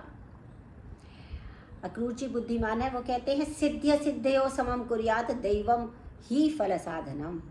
उन्होंने कहा, अपनी योजना तो बढ़िया बना ली, अब क्या है महाराज, सफलता और असफलता में समान भाव रखना चाहिए, क्योंकि मनुष्य के हाथ में केवल कर्म करना है, फल देना तो ईश्वर के हाथ में है।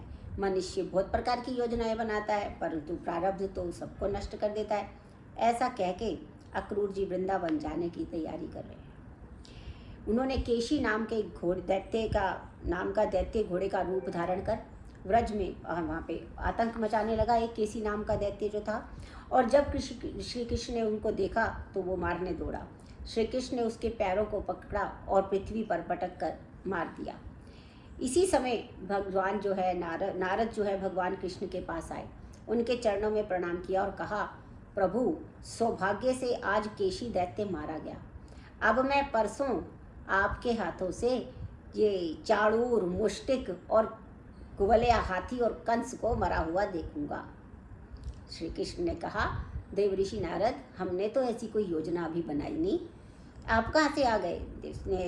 नारद ने कहा, प्रभु, सारी योजना तो तैयार है, बस अभी एक कंस जो है वो आपको बुलाने के लिए रथ भेजेगा और आप चले जाइएगा।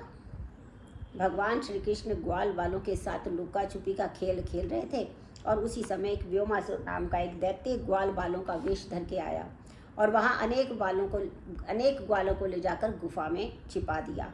अब सब सिर्फ 4-5 ग्वाल ही शेष बचे तो भगवान श्री कृष्ण ने उसे पकड़कर उसका भी गला दबा दिया और उसका भी गोविंदाय नमो नमः कर दिया, और इस प्रकार श्री कृष्ण ने ग्वालों की रक्षा की। अब अक्रूर जी जो हैं वो ब्रज की यात्रा कर रहे हैं। शुकदेव जी कहते हैं कि प्रातःकाल ही अक्रूर जी ने यात्रा की तो मार्ग में विचार करने लगे, किम मया चरितम भद्रम किम तप्तम परम तपः किम वाया वाथ्यप्यहरहते दत्तम यद द्रक्ष्या मध्यम केशवम। मैंने ऐसा कौन सा मंगल आचरण किया है, ऐसा कौन सा साधन किया है जिससे मुझे आज श्री कृष्ण के चरणारविंदों का दर्शन मिलेगा। आज मुझे श्री कृष्ण के चरण कमलों में प्रणाम करने का अवसर प्राप्त होगा। जिन चरण कमलों का मुनिजन ध्यान करते हैं, जब मैं श्री कृष्ण के चरणों में प्रणाम करूंगा, वे अपना कर कमल मेरे सर पे रख देंगे, इससे मेरा जन्म सफल हो जाएगा। मैं कंस का दूत हूँ, कंस के भेजने पर ही जा रहा हूँ, पर मुझे पता है कि वो मुझ में शत्रु बुद्धि नहीं देखेंगे, क्योंकि वे संपूर्ण जगत के एकमात्र साक्षी हैं। जब मैं उनके चरणों में जाऊंगा, वो मुझे उठा लेंगे, सीने से लगा लेंगे और मुझे चाचा अक्रूर कहेंगे, तो मेरा जीवन सफल हो जाएगा। अक्रूर जी इस प्रकार विचार करते करते वृंदावन पहुंच गए। आगे बढ़े तो श्री कृष्ण और बलराम को गाय को धोते हुए देखा। बड़े भाव से उनके चरणों में प्रणाम किया। श्री कृष्ण ने अक्रूर जी को हृदय से लगा लिया और हाथ पकड़कर ले आए। नंद बाबा ने अक्रूर जी का स्वागत किया, उनके उत्तम भोजन कराया। जब उनकी थकान दूर हुई और वो सुखपूर्वक बैठे थे, तब श्री कृष्ण ने कहा, चाचा जी सब कुशल मंगल तो है, मथुरा में आपके आने का क्या कारण है। अक्रूर ने जो उस कंस ने योजना बनाई थी वो सारी उनको कह सुनाई। इस समय नंद बाबा आ गए और श्री कृष्ण ने कहा, बाबा मथुरा में बहुत बड़ा धनुष यज्ञ हो रहा है, उस यज्ञ के लिए मामा कंस ने अक्रूर जी को हमें जो है वो लाने के लिए रथ भेजा है। नंद बाबा ने जब यह सुना तो गोपों को आज्ञा दी कि जितना भी दूध दहिया इकट्ठा कर लो, प्रातःकाल हम सभी को मथुरा की यात्रा करेंगे। गोपियों ने जब ये सुना कि भगवान कृष्ण जो हैं वो मथुरा जा रहे हैं, तो वो क्या कहने लगी, अहो विधातास्तव न क्वचित् दया संयोज्य मैत्र्या प्रणयेन देहिना तांश्च अकृतार्थान विनुनक्ष पार्थकं विक्रीडितं ते भक्चेष्टितं यथा। अहो विधाता, तुम्हें थोड़ी सी भी दया नहीं है।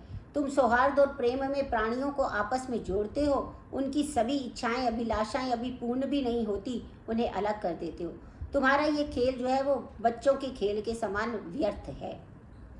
यहाँ पर जो ये सब जो दुखी हैं गोपियाँ, वो कितनी विषय में अपने विषय में कितनी बड़ी बात वो कह रही हैं अपने मन में, कि जो विधाता है वो किस प्रकार से हमें लगता है कि ये हम किसी से मिले और हमें विधाता के कारण अलग होना पड़ रहा है, परंतु विधाता का जो विधान है, विधाता जो है वो किस योजना के कारण ये कर रहे हैं, ये योजना हमारी समझ से बाहर है। इसी प्रकार से गोपियाँ नहीं जानती कि किस विशेष कार्य के लिए भगवान कृष्ण को यहाँ से जाना पड़ेगा। उन्हें तो केवल यही लगता है कि विधाता जो है वो कुछ ना कुछ हमारे साथ में अन्याय कर रहे हैं। तो श्री कृष्ण को लेने ये अक्रूर जी आए हैं। इनका नाम अक्रूर किसने रख दिया? ये तो बड़े क्रूरता वाले काम कर रहे हैं। इस प्रकार रोते बिलखते गोपियों का जो है वो रात व्यतीत हो गई और प्रातःकाल अक्रूर जी स्नान वंदन करके, संध्या वंदन करके श्री कृष्ण और उनको बलराम को रथ में बिठा लिया।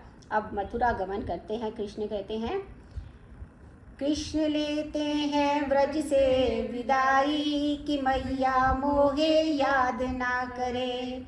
धनुष यज्ञ की आई है खबरिया, जाना है मुझको मथुरा नगरिया। कोई कैसे सहे ये जुदाई कि मैया मोहे याद ना करे। व्रजवासी सब रोए रहे हैं, गाय बछड़ा भी रोए रहे हैं। कृष्णा सह न सके जुदाई, याद ना करे। रथ को पकड़ के राधा रोए, सखिया आकर रास्ता रोके। गोपी दे रो रो दुहाई कि अमुरी याद ना करे। यावद आलक्ष्य केतुर्यावदरणेषु रथस्य च अनुप्रस्थापितात्मनो लेख्यानि वोपलक्षिता। जो गोपियाँ थी, जहाँ तक उनकी नज़र जा रही है, जहाँ तक रथ दिखाई दे रहा है और जहाँ तक वो ध्वजा दिखती है और रथ से उड़ने वाली धूली है, वो उनको देखती रही और जब उन्हें ये सब दिखना बंद हो गया तो उनकी आशा टूट गई कि अब ये नहीं आने वाले। यहाँ वायु के वेग से चल के वाले रथ से अक्रूर जी यमुना के तट पर पहुँच गए और वहाँ श्री कृष्ण और बलराम ने यमुना के मधुर जल का पान किया और रथ में बैठ गए। अक्रूर जी ने मध्याह्न संध्या करके जब जैसे ही डुबकी लगाई, कृष्ण और बलराम को अंदर देखा। तब वो सिर जल के बाहर निकाला तो कृष्ण और बलराम पहले की भांति रथ पे बैठे हुए थे।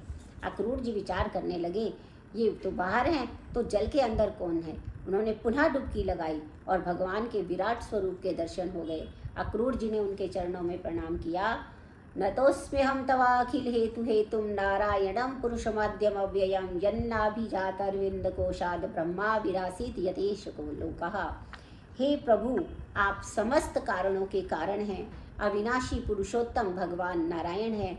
आपकी नाभि कमल से ब्रह्मा उत्पन्न हो गए। मैं आपके चरणों में प्रणाम करता हूँ। अक्रूर जी ने जब इस प्रकार की स्तुति की तो भगवान ने उन्हें आशीर्वाद दिया और अंतर्ध्यान हो गए। अक्रूर जी मध्याह्न संध्या करके कृष्ण के पास आए और श्री कृष्ण से पूछा, आप इतने आश्चर्यचकित क्यों हैं? आपने कोई अद्भुत वस्तु देखी है? अक्रूर ने कहा, प्रभु, इस चराचर संसार में जितने भी अद्भुत पदार्थ हैं वो सब ऐसी कौन सी वस्तु है जो मैंने ना देखी हो। ऐसा कह के अक्रूर जी ने रथ हाँक दिया। अक्रूर जी ने कहा, प्रभु मेरे घर चलिए। भगवान कृष्ण ने कहा, मैं कंस का वध करके अवश्य ही आपके साथ आऊँगा। अभी आप पुरी में प्रवेश करके कंस को हमारे आने की सूचना दे दो। अक्रूर जी ने श्री कृष्ण के आने का समाचार सुनाया। कंस ने जैसे यह सुना कि कृष्ण आ रहे हैं, सुरक्षा बढ़वा दी। सायंकाल श्री कृष्ण और बलराम ग्वाल वालों के साथ मथुरापुरी की शोभा देखने निकले। मथुरा वासियों ने जब यह सुना कि कृष्ण और बलराम आए हैं, सभी अटारियों में जो है वो चढ़ चढ़ कर कृष्ण को देखने लगी। इसी समय एक नई बहू ने सुना कि श्री कृष्ण निकलने वाले हैं। दौड़ी दौड़ी वो कृष्ण के दर्शन के लिए आ गई और उसकी जो सास है उसकी दृष्टि उस पर पड़ी और कहा, अरे बहू बई बावरी, लाज न आवे तोए, मुख खोल बाहर खड़ी, नाम धरे सब कोए। अरे तुम पागल हो गई हो क्या? मुख को खोलकर द्वार पे खड़ी हो, लोग क्या कहेंगे? तुम्हें बदनाम कर देंगे। बहू ने कहा, कछुक दोष नहीं सास जी, नाम न धरियो कोय, नंदन नंदन को छाड़ी के, कौन ने रखिए मोय। तो वो कह रही हैं कि कोई भी मुझे दोष नहीं देगा, क्योंकि ऐसे नंद नंदन जो हैं, ये नंद के जो पुत्र हैं, जो भगवान कृष्ण हैं, वो इतने आकर्षक हैं कि जब वो आ गए तो सब उन्हीं को देखेंगे, मुझे देख ही नहीं सकता कोई। तो इसलिए आप चिंता ना करें, मुझे कोई भी जो है दोष नहीं देगा, क्योंकि सब के सब इतने आकर्षित हैं भगवान के दर्शन करके। तो माता जी, श्री कृष्ण को छोड़कर कोई बावला ही होगा जो मुझे देखेगा। श्री कृष्ण और बलराम का भारी स्वागत हुआ। ग्वाल बालों ने जब ये सत्कार देखा तो कहने लगे, अगर हमें पहले पता होता कि ऐसा सत्कार होता तो हम अच्छे अच्छे कपड़े पहन के आते। श्री कृष्ण ने कहा, चिंता मत करो, हम मामा के यहाँ आए हैं, या वस्त्रों की व्यवस्था अभी कर देते हैं। एक धोबी जो कपड़े रंगने का काम करता था, वो हाथ में कपड़ों का गट्ठर लेकर जा रहा था। श्री कृष्ण ने उससे कहा, मामा जी, आपके पास बहुत अच्छे अच्छे कपड़े हैं, इनमें से कुछ वस्त्र हमें दे दो। धोबी ने जैसे ही सुना कहने लगा, अरे तुम गांव के जंगल में रहने वाले जंगली जीवो, ये राजाओं के वस्त्र हैं, तुमने कभी ऐसे वस्त्र देखे हैं? यहाँ से भाग जाओ, अन्यथा मारे जाओगे। धोबी जब इस प्रकार की बातें कर रहा था तो श्री कृष्ण ने उसको एक तमाचे में उसका सर धड़ से अलग कर दिया और देखकर बाकी धोबी जो थे कपड़ों के गट्ठर छोड़कर भाग गए, और उसमें जो ग्वाले थे उन्होंने अपने अपने तरह से सारे सुंदर सुंदर वस्त्र जो है वो पहनकर चलने लगे। और तो मार्ग में अपने आप ही झाड़ू लग रही थी, क्योंकि बहुत बड़े बड़े वस्त्र उन्होंने सबने पहन लिए। कृष्ण ने ग्वाल वालों को लेकर दर्जी के पास आए और दर्जी ने शीघ्र ही उनके वस्त्रों को उनके अनुसार बना दिया।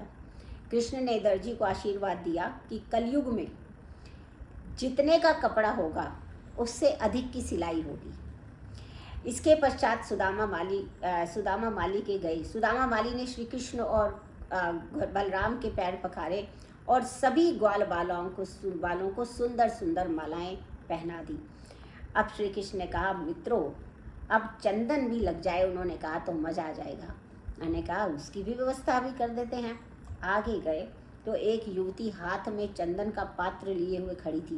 वो थोड़ी टेढ़ी थी, कुब्जा थी। तो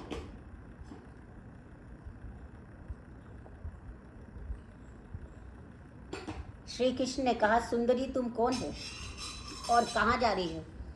तुम्हारे पास जो चंदन है इसमें से कुछ मिलेगा? मथुरा में पहली बार किसी कुब्जा को किसी ने सुंदर कहा था। पलट के देखा तो कहने लगी, दास्य में हम सुंदर कंस सम्मता त्रिवक्र नामा ही अनुलेप कर्मणि मद भावितम भोज परेत पतेर अति प्रियम बिना युवाम कोन्य तमस्तधरती। हे परम सुंदर, मैं कंस की दासी हूँ, 3 जगह से टेढ़ी हूँ, इसलिए लोग मुझे त्रिवक्रा कहते हैं। मैं कंस को चंदन लगाने का कार्य करती हूँ और मेरा लगाया हुआ चंदन उन्हें बहुत भाता है, परंतु आपसे बढ़कर तो इसका कोई उत्तम अधिकारी नहीं हो सकता। ग्वाल बालों को चंदन लगाया भगवान ने और श्री कृष्ण को भी चंदन लगाया। तो श्री कृष्ण ने उसके पैरों के पंजे के ऊपर अपने पैर का पंजा रखा और 2 उंगलियों से उसकी ठोड़ी सीधी कर दी और उसे उचका दिया, जिससे वो सीधी हो गई। मुकुंद स्पर्शनाथ सद्यो बभूव प्रमदोत्तमा। श्री कृष्ण के स्पर्श से वह परम सुंदरी बन गई। और मथुरा की नारियों ने जब यह सुना कि कृष्ण ने कुब्जा को सुंदर कर दिया तो वह श्री कृष्ण की दीवानी होने लगी। कहने लगी, हमारे पर तो मथुरा में चलता फिरता ये कौन सुंदरक आ गया। कृष्ण और बलराम धनुष यज्ञशाला पहुंच गए। उन्होंने इंद्र धनुष को देखा तो उसे हाथ में उठाया, प्रत्यंचा चढ़ाई और बीच से तोड़ दिया। धनुष रक्षक उसके युद्ध करने आए तो श्री कृष्ण और बलराम टूटे हुए धनुष के टुकड़ों से ही उनकी पिटाई करने लगे। जब धनुष के टूटने की ध्वनि कंस ने सुनी तो वह भयभीत हो गया। उसको अपने मरण के बहुत ही अपशगुन दिखाई देने लगे। वो जब भी दर्पण में अपना मुख देखता तो उसे नीचे का भाग दिखाई देता, ऊपर का दिखाई नहीं देता। परछाई में भी छिद्र दिखने लगे और जब वह रात्रि में सोया तो उसे सपने में आया कि दक्षिण दिशा से जो भूत प्रेत जो है उसको गले लगा रहे हैं। एक ऐसा ही उसने रात्रि में नींद नहीं आई और प्रातःकाल उसने मल्ल क्रीड़ा का आयोजन कर दिया। ऊंचे सिंहासन पर बैठ गया और श्री कृष्ण बलराम जब मल्लशाला आए तो उन्होंने द्वार पर कुवलिया हाथी को खड़ा हुआ पाया। देखा तो महावत से कहा, हमारे रास्ते से हट जाओ, नहीं तो दोनों को यमराज के यहाँ पहुँचा दूंगा। महावत ने जब यह सुना तो क्रोधित हो गया। उसने अंकुश की मार से हाथी को श्री कृष्ण की ओर बढ़ा दिया। श्री कृष्ण ने उसके ऊपर एक मुष्टि से प्रहार किया और उसके पैरों के पीछे जाकर छिप गए। हाथी चारों तरफ घूम घूम कर कृष्ण को ढूंढने लगा। अवसर पाकर कृष्ण ने बाहर निकलकर उसकी सूंड पकड़ ली और पृथ्वी में पटक कर उसके दोनों दांत उखाड़ दिए और उन्हीं दांतों से दोनों महावत और कुवलिया पीड़ हाथी का गोविंदाय नमो नमः हो गया। हाथी के दांत को कंधे में लेकर कृष्ण और बलराम मल्लशाला में प्रवेश किए और उस सभा में जाकी रही भावना जैसी, प्रभु मूरत देखी तिन तैसी। जैसी जिसकी भावना थी उसके अनुरूप सबको श्री कृष्ण का दर्शन हुआ। क्योंकि ये जो मल्ल थे, मल्ला नाम शनि नृणाम, मल्लों को वज्र के समान दिखाई दिए। वो श्रीनाम स्मरो मूर्तिमान, और स्त्रियों को कामदेव के रूप में वो दिखाई दिए। गोपान स्वजनों, गोपों को वो सगे संबंधी के रूप में दिखाई दिए। और क्षिति भुजाष्टास्त स्वपि त्रिशोषु, जो माता और पिता थे दुष्ट राजाओं को अपने शासक के रूप में, और माता पिता जो थे उनको वो अपने शिशु के रूप में, माता पितरो स्वपित्रो शिशु, अपने शिशु के रूप में दिखाई दिए। ज्ञानियों को वो विराट रूप में दिखाई दिए और योगियों को वो परम तत्व के रूप में दिखाई दिए। चाणूर और मुष्टिक ने कहा, श्री कृष्ण आओ हमसे मल्ल युद्ध करो। श्री कृष्ण ने कहा, चाणूर तो ये मल्ल युद्ध तो बराबरी वालों में होता है, इसलिए हम बालकों के साथ तुम युद्ध करोगे।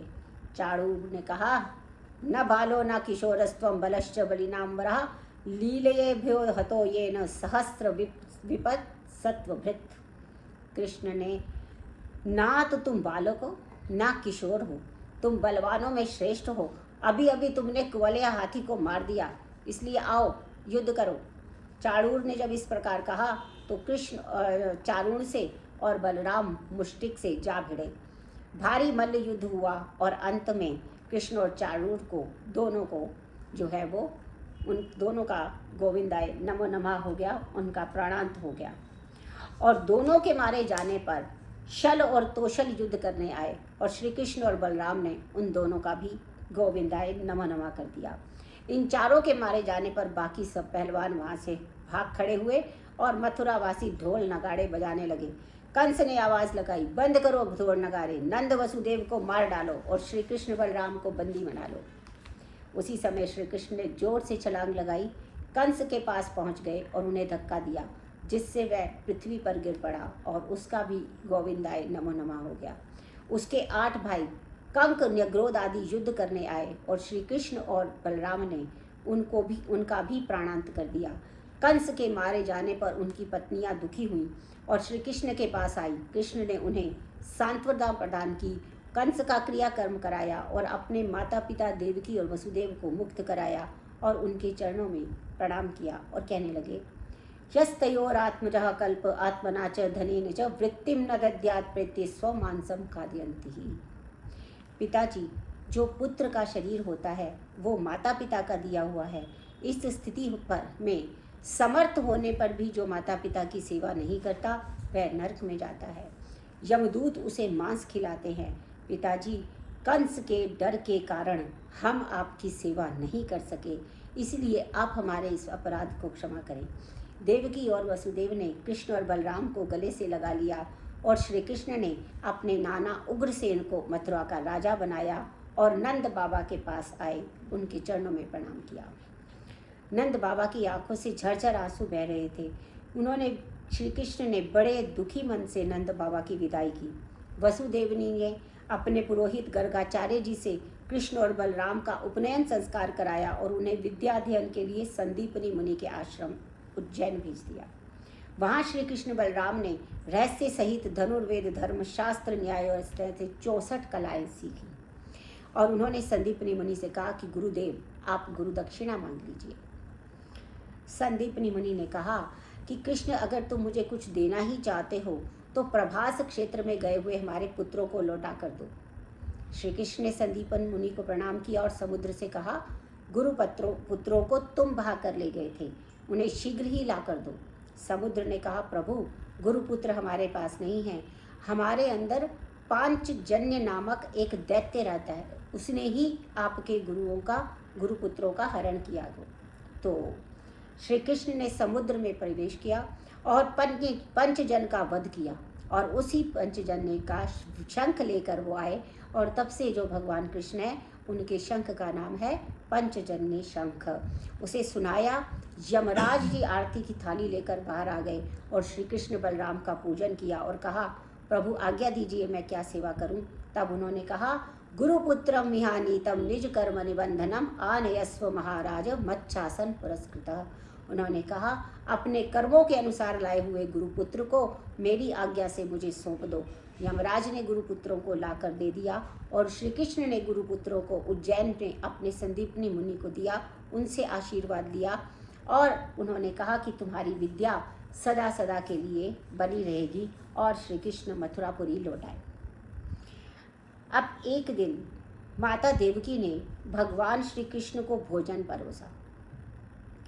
श्री कृष्ण ने भोजन की थाल में माखन को देखा तो उन्हें मैया की याद आ गई, यशोदा की। व्रज की याद आई तो उनके आंखों से अश्रु बहने लगे। वृषणाम प्रवरो मंत्री कृष्णस्य दयिता सका शिष्यो बृहस्पति साक्षात उद्धवो बुद्धिसत्तमा। बृहस्पति के शिष्य परम बुद्धिमान श्री कृष्ण के सभा उद्धव जी ने कहा, प्रभु आपके दुख का क्या कारण है। श्री कृष्ण ने कहा, उद्धव मुझे व्रज की याद आती है, व्रजवासी मुझे याद करते हैं इसलिए मुझे भी उनकी याद आती है। ये मथा माम प्रपद्यन्ते तास तथैव भजाम्यहम्। ये जो प्रतिज्ञा है ये भगवान भगवत गीता में करते हैं कि ये यथा माम प्रपद्यन्ते, यानी जो मुझे जिस भी भाव से मेरे पास आ जाता है, जिस भाव से वो मुझे मेरी पूजा करता है, मैं उसी भाव से उसको प्रेम करता हूँ। अर्थात भगवान कई भावों में हमारे साथ रहते हैं। जैसे यशोदा के साथ में जो है उन्होंने मातृत्व भाव से, उन्होंने अपने पुत्र के भाव से देखा तो उन्होंने माता के भाव से उनको प्रेम किया। नंद ने भी अपने पुत्र के रूप में देखा तो उन्होंने पिता के रूप में उनसे प्रेम किया। गोपियों ने सखा रूप में प्रेम किया तो उन्होंने ही सखा रूप में प्रेम किया। इसी प्रकार से अर्जुन ने सारथी रूप में प्रेम किया तो उन्होंने सारथी बनकर अर्जुन का जो ऋण चुकाया। ये यथा माम भज्यते प्रपद्यन्ते तास तथैव भजाम्यहम्, अर्थात वो पक्षपाती तो नहीं है, परंतु जो शत्रु बुद्धि से ईर्ष्यावश भगवान को भजता है तो भगवान भी उसे उसी प्रकार से भजते हैं। परंतु भगवान इतने कृपालु, इतने दयालु हैं कि वो सभी को अपनी जो है वो धाम में बुला लेते हैं। बस वो इतना ही देखते हैं कि मेरा नाम लिया कि नहीं लिया। तो इसलिए सदैव जो है वो 12 अक्षर मंत्र का जो है पाठ करना चाहिए। ओम नमो भगवते वासुदेवाय, ओम नमो भगवते वासुदेवाय, या मनन मनस का मत प्राणा मद अर्थे त्यक्त देही का। और फिर और भी कहते हैं कि जो मेरे परायण होकर जिस समय वो देह त्याग रहे हो, मद अर्था मन मनस का, उसका मन मुझ में हो, उसके प्राण मुझ में हो और वो मुझे स्मरण करके जो करता है तो उनको सदैव मेरा धाम प्राप्त होता है। उन गोपियों का मन मुझ में ही लगा रहता है। उन्होंने मेरे लिए अपने सगे संबंधियों सबको त्याग कर दिया और इस संदेश के कारण उन्होंने अपने जो है वो प्राणों को धारण कर रखा है। श्री कृष्ण ने जब उद्धव जी से इस प्रकार कहा तो उद्धव जी ने वृंदावन की यात्रा की। चले मथुरा से जब कुछ दूर, वृंदावन निकट आया, वहीं प्रेम ने अपना अनोखा रंग दिखलाया। उलझकर वस्त्र में जब कांटे लगे, उद्धव को समझाने, तुम्हारा ज्ञान पर्दा फाड़ देंगे यह प्रेम दीवाने, क्योंकि प्रेम है जगत में सार और कोई सार नहीं। उद्धव जी जब वृंदावन पहुँचे तो ग्वाल बालों से पूछा कि नंद बाबा का घर कौन सा है। ग्वाल बालों ने कहा, श्री कृष्ण के विरह में दुखी गोपियाँ की आँखों से प्रवाहित जो होने वाले अश्रुओं की धारा जिस द्वार पे रुक जाए, समझ लेना वही नंद बाबा का घर है। उद्धव जी नंद बाबा के द्वार में पहुँचे। जब नंद बाबा ने जब उद्धव को देखा, वासुदेव धिया चरता, श्री कृष्ण समझकर उन्हें गला लगा लिया, उनका स्वागत सत्कार किया, उत्तम भोजन कराया और उनकी थकान दूर हुई तो सुखपूर्वक बैठे। तो नंद बाबा से पूछा, उद्धव हमारे मित्र वसुदेव आदि सब कुशल हैं? अपि स्मृति न कृष्णो मातरम सुहृदा सखिन, गोपान व्रजम चात्मनाथम गावो वृंदावनम गिरिम। क्या श्री कृष्ण कभी मैया यशोदा, ग्वाल बालो, गोपी, वृंदावन, गाय, गिरिराज किसी को याद करते हैं? क्या वो कभी वृंदावन आएंगे तो हम भी उनका सांवला सलोना मुँह देखेंगे? उद्धव जी ने कहा, बाबा घर में ही पड़े रहते हो, कभी बाहर भी घूम लिया करो। नंद बाबा ने कहा, उद्धव जी क्या करें, अब गिरिराज को देखता हूँ तो गिरिधर की याद आती है, यमुना को देखता हूँ तो कालिया मर्दन की याद आती है और वृंदावन को देखता हूँ तो वनचारी याद आते हैं। अब हम कहाँ जाएं, किसे देखें? जिन नैनन नंद लाल लखे, उन नैनन से अब देखिए काहो, वैरन वो अखियाँ जल जाए, जो सांवरो छोड़ निहारो। उन्होंने कहा कि जब नंद लाला को देख लिया तो अब देखने के लिए और क्या बचा है। यहाँ पर जो है वो भगवान बता रहे हैं, नंद बाबा भी हमें बता रहे हैं कि भगवान का जो दर्शन है वो सदा सर्वत्र सब जगह पर है। जहाँ पर भी आकाश को देखते हैं वहाँ भगवान के नील वर्ण को याद करते हैं, जहाँ मोर को देखते हैं वहाँ भगवान के मयूर पिच्छ को याद करते हैं, जहाँ पे कहीं कोई बांस देखते हैं तो भगवान की बांसुरी को याद करते हैं। इस प्रकार से जो नंद बाबा है वो बता रहे हैं कि कृष्ण जो हैं वो सर्वत्र व्याप्त हैं। कृष्ण सारा जो संसार है उसके कण कण में व्याप्त हैं। जहाँ भी देखो भावपूर्ण ढंग से देखेंगे तो भगवान ही दिखाई देंगे। और जिसने नंदलाल का दर्शन कर लिया फिर उसे और किसी का दर्शन करने की कोई आवश्यकता नहीं है। जैसा कि हम जानते हैं कि जब भगवान से प्रेम हो जाए, भगवान का सर्वोत्कृष्ट आकर्षण है और उसके बाद किसी और के दर्शन की आवश्यकता नहीं है। तो उद्धव जी ने कहा, युवाम शलाघ्यतमो नूनम देहिनामिदमानदा, नारायणे खिल गुरो यत् कृताम अतिरिद्रशी। उन्होंने कहा, बाबा आप दोनों अत्यंत प्रशंसनीय हो, क्योंकि आपको अखिल जगत के गुरु भगवान नारायण में इस प्रकार की मति है। मृत्यु के समय एक बार भी जो जीव अपने मन को श्री कृष्ण के चरणों में समर्पित कर देता है वह परम गति को प्राप्त करता है।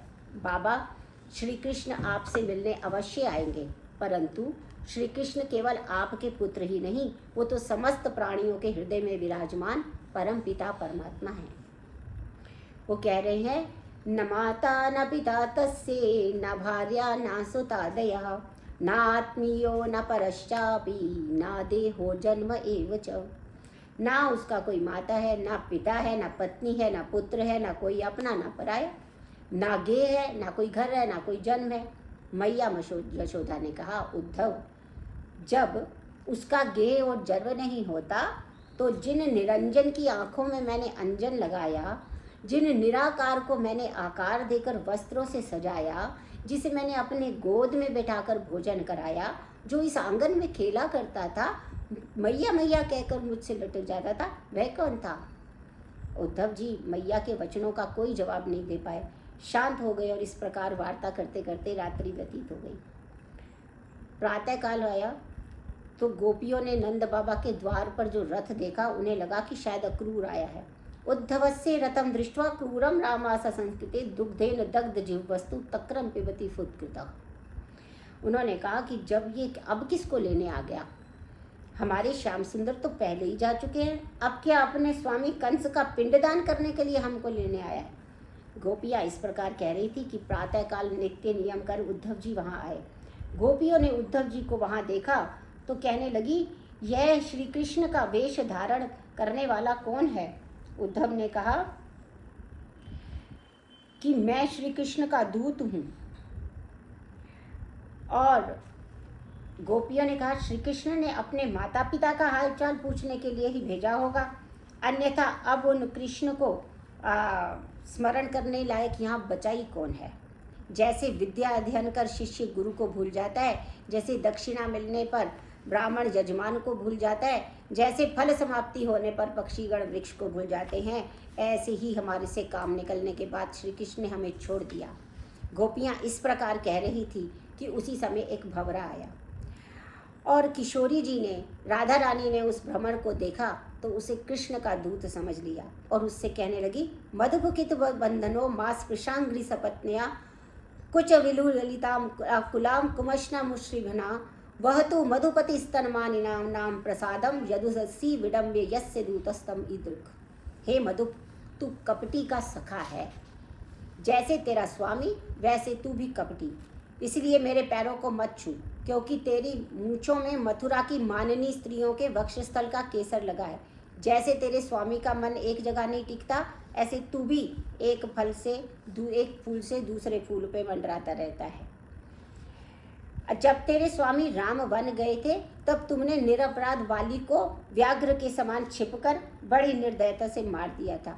बेचारी शूर्पणखा उनके पास कामवश गई थी, परंतु तुमने उसके भी नाक कान कटवा दिए, उसे कुरूप बना दिया। राजा बलि ने तो अपना सर्वस्व दान कर दिया था, फिर भी तुमने उसको जो है वरुण पाश में बांधकर पाताल में डाल दिया। इसलिए तुम अपने स्वामी की बड़ाई मत करो। जिसने उनकी कथा की श्रवण किया वह बिच्छू के समान दर दर भटकता रहता है। किशोरी जी जब इस प्रकार कह रही थी तो भ्रमण उड़कर कहीं और चला गया। तो राधा रानी तो बहुत पछताने लगी। उन्होंने कहा, अरे मैंने कितना भला बुरा कह दिया, मुझे नहीं कहना चाहिए था। अब की बार भ्रमर आए तो मैं उसका सम्मान करूँगी। और फिर वो घूमता घूमता भ्रमर वहीं आ गया। किशोरी जी ने उसे देखा तो कहने लगा, भ्रमर तुम बड़े सम्माननीय हो, तुम बड़े अच्छे हो, जो इच्छा हो मांग लो। अच्छा ये बताओ, तुम्हारे स्वामी श्री कृष्ण मथुरा में कभी हम दासियों का स्मरण भी करते हैं क्या?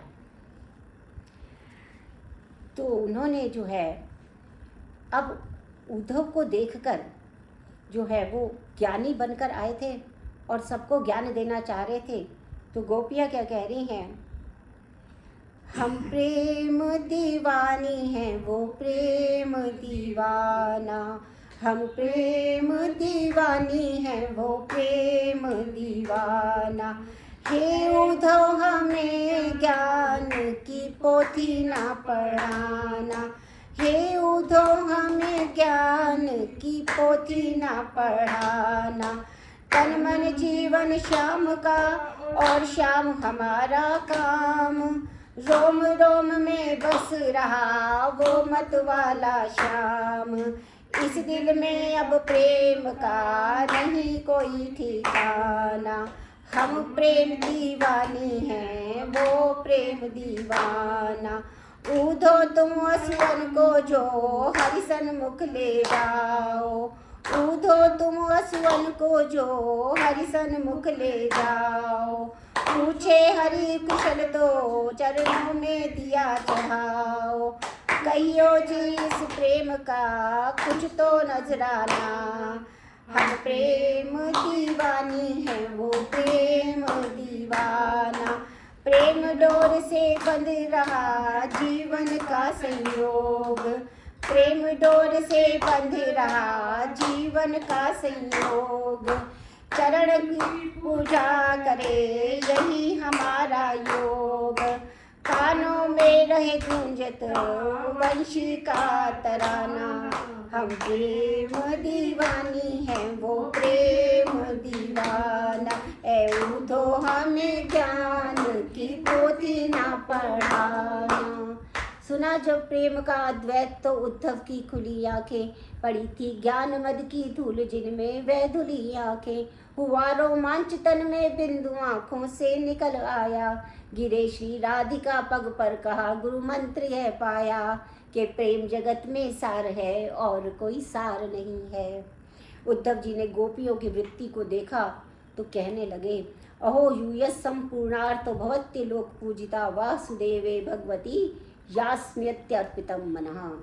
उन्होंने कहा, गोपियों हाँ तुम सब तो कृतकृत्य हो, संपूर्ण लोगों के लिए पूजनीय हो, तुम्हारा मन श्री कृष्ण के चरणों में लग गया है, दान व्रत तपस्या हवन सब स्वाध्याय ऋषि मुनि इतना कुछ करने के बाद भी जो प्राप्त नहीं कर पाए, वो उद्धव जी एक दिन के लिए वृंदावन आए और कई महीनों तक वृंदावन में रहे। गोपियाँ श्री कृष्ण के लीला स्थलों की दर्शन कराती और कृष्ण की लीलाओं का वर्णन सुन सुनकर उद्धव जी ने क्या कामना की है। आसाम हो चरण रेणु जुषाम महम श्याम वृंदावने किमपि गुल्म लतौषधीनाम यदुस्त्यजम स्वजनम मार्य पथम चहित्वा भजेर मुकुंद पदवीम श्रुतिभिर्विग्रमान। उन्होंने कहा, मैं आशा करता हूँ कि मैं इस वृंदावन में ना कोई लता या झाड़ी बन जाऊँ, जिससे गोपियों में के चरणों की जो धूल है वो सदा ही मुझे प्राप्त होती रहे। वनिदे नंद वजस्त्री नाम पाद रेणुम अभीक्षणसा यासाम हरि कथोद्गीतम पुनति भवंत्रयम। उन्होंने कहा, नंद बाबा के व्रज गोपांगों की चरण रुज की पवित्र बार बार वंदना करता हूँ, उनके द्वारा श्री कृष्ण के चरित्र से तीनों लोक पवित्र हो रहे हैं। उद्धव जी ने यशोदा से गोपी ग्वाल वालों से आज्ञा ली और मथुरा की यात्रा की। गए थे ज्ञानी उद्धव बनकर और आ गए भक्त उद्धव बनकर। श्री कृष्ण से कहा, प्रभु आप तो बड़े निष्ठुर हो, आपसे प्रेम करने वाली गोपिकाओं का इस प्रकार त्याग कर दिया। श्री कृष्ण ने उद्धव जी को महारास का दर्शन कराया और कहा, उद्धव गोपियाँ और मैं दो शरीर एक प्राण हैं, हम कभी अलग नहीं हो सकते। महारास का दर्शन करके उद्धव जी कृतकृत्य हो गए। रास क्या है और महारास क्या है? रास जो होता है ये वो रास नहीं है जिसे कि सब समझते हैं कि ये एक जैसे इस भौतिक संसार में एक स्त्री और पुरुष का कोई मेल हो रहा है, वैसा नहीं है। रास वो है जिसमें भगवान अपने इस रूप में दर्शन कराते हैं कि सब मेरे हैं, मैं सबका हूँ, ये सारी सृष्टि मेरे ही पैदा की है, मैं ही पालन करता हूँ, मैं ही संहार करता हूँ, इस रूप में सब मेरे प्रिय है क्योंकि ये मेरी ही उत्पत्ति है, मैं ही इसका पालन करता हूँ। वो रास है, जिसे इस बात को समझ में आ जाए वो रास है। पर महारास ये है कि महारास में जो भगवान हैं वो इस प्रकार से जो है वो विनिमय करते हैं, आदान प्रदान करते हैं, जैसे कि वो साक्षात हमारे सामने खड़े हैं, हमारी सब बातों को सुन रहे हैं और हमें उनसे उत्तर भी मिल रहे हैं और हमारे भी हृदय की वो हर एक बात जान रहे हैं। तो वो महारास की स्थिति होती है। वो एक ऐसा महारास है जिसके बाद और किसी भी वस्तु में फिर रस आने का कोई भी गुंजाइश बचती नहीं है। तो महाराज के दर्शन कर उद्धव जी कृतकृत्य हो गए। और सुखदेव जी कहते हैं, परीक्षित इसके पश्चात भगवान श्री कृष्ण उद्धव के साथ उसी कुब्जा के घर आए और श्री कृष्ण और उद्धव का स्वागत सत्कार किया, कुब्जा की इच्छा को पूर्ण किया और फिर बलराम जी अक्रूर के घर आ गए। श्री कृष्ण और बलराम का अक्रूर जी पूजन कर रहे हैं। प्रभु संपूर्ण देवता, पितर, भूत, राजा आपकी ही मूर्ति हैं। आपके चरण कमलों की धोवन गंगा श्री त्रिलोकी को पवित्र कर रही है। वही आप आज मेरे घर पधारे हैं, हमारा घर धन्य हो गया। भगवान श्री कृष्ण ने पांडवों की कुशल जानने के लिए अक्रूर जी को हस्तिनापुर भेजा। अस्ति प्राप्तिश्च कंसस्य महिष्यो भरत ऋषभा मृते भर्तरि दुःखार्ते इहतु संपितु गृहान। अस्ति और प्राप्ति कंस की दो पत्नियां थीं। कंस की मृत्यु के पश्चात दुखी होकर वे अपने पिता जरासंध के पास आई। उसने बताया कि किस प्रकार कृष्ण ने हमारे पति को मार डाला। ये सुनकर जरासंध क्रोधित हो गया और 23 अक्षौहिणी सेना लेकर उसने मथुरा पर आक्रमण कर दिया। जरासंध की सेना सैन्य सागर को देखकर भगवान के मन से आकाश के 2 दिव्य रथ प्रकट हो गए। रथ समस्त युद्ध सामग्री से युक्त थे और उसमें बैठकर कृष्ण और बलराम ने जरासंध की सेना का संहार कर दिया। बलराम जी ने जब जरासंध को पकड़ लिया और उसे मारने लगे तो श्री कृष्ण ने कहा, भैया इसे छोड़ दो, यह दुष्ट है, अपने अपमान का बदला लेने के लिए पुनः हम पर आक्रमण करेगा। एक ही स्थान पर रहकर सारे दुष्टों का संहार करेंगे। कृष्ण के इस प्रकार कहने पर बलराम जी ने जरासंध को अपमानित करके छोड़ दिया।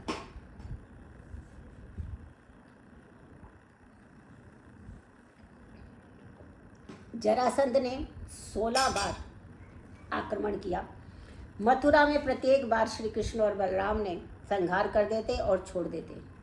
17वीं बार उसने ब्राह्मणों का बहुत बड़ा अनुष्ठान कराया और मथुरा पर आक्रमण किया। यहाँ पर 3 करोड़ मलेच्छों की सेना को लेकर काल यवन ने भी मथुरा पर आक्रमण किया।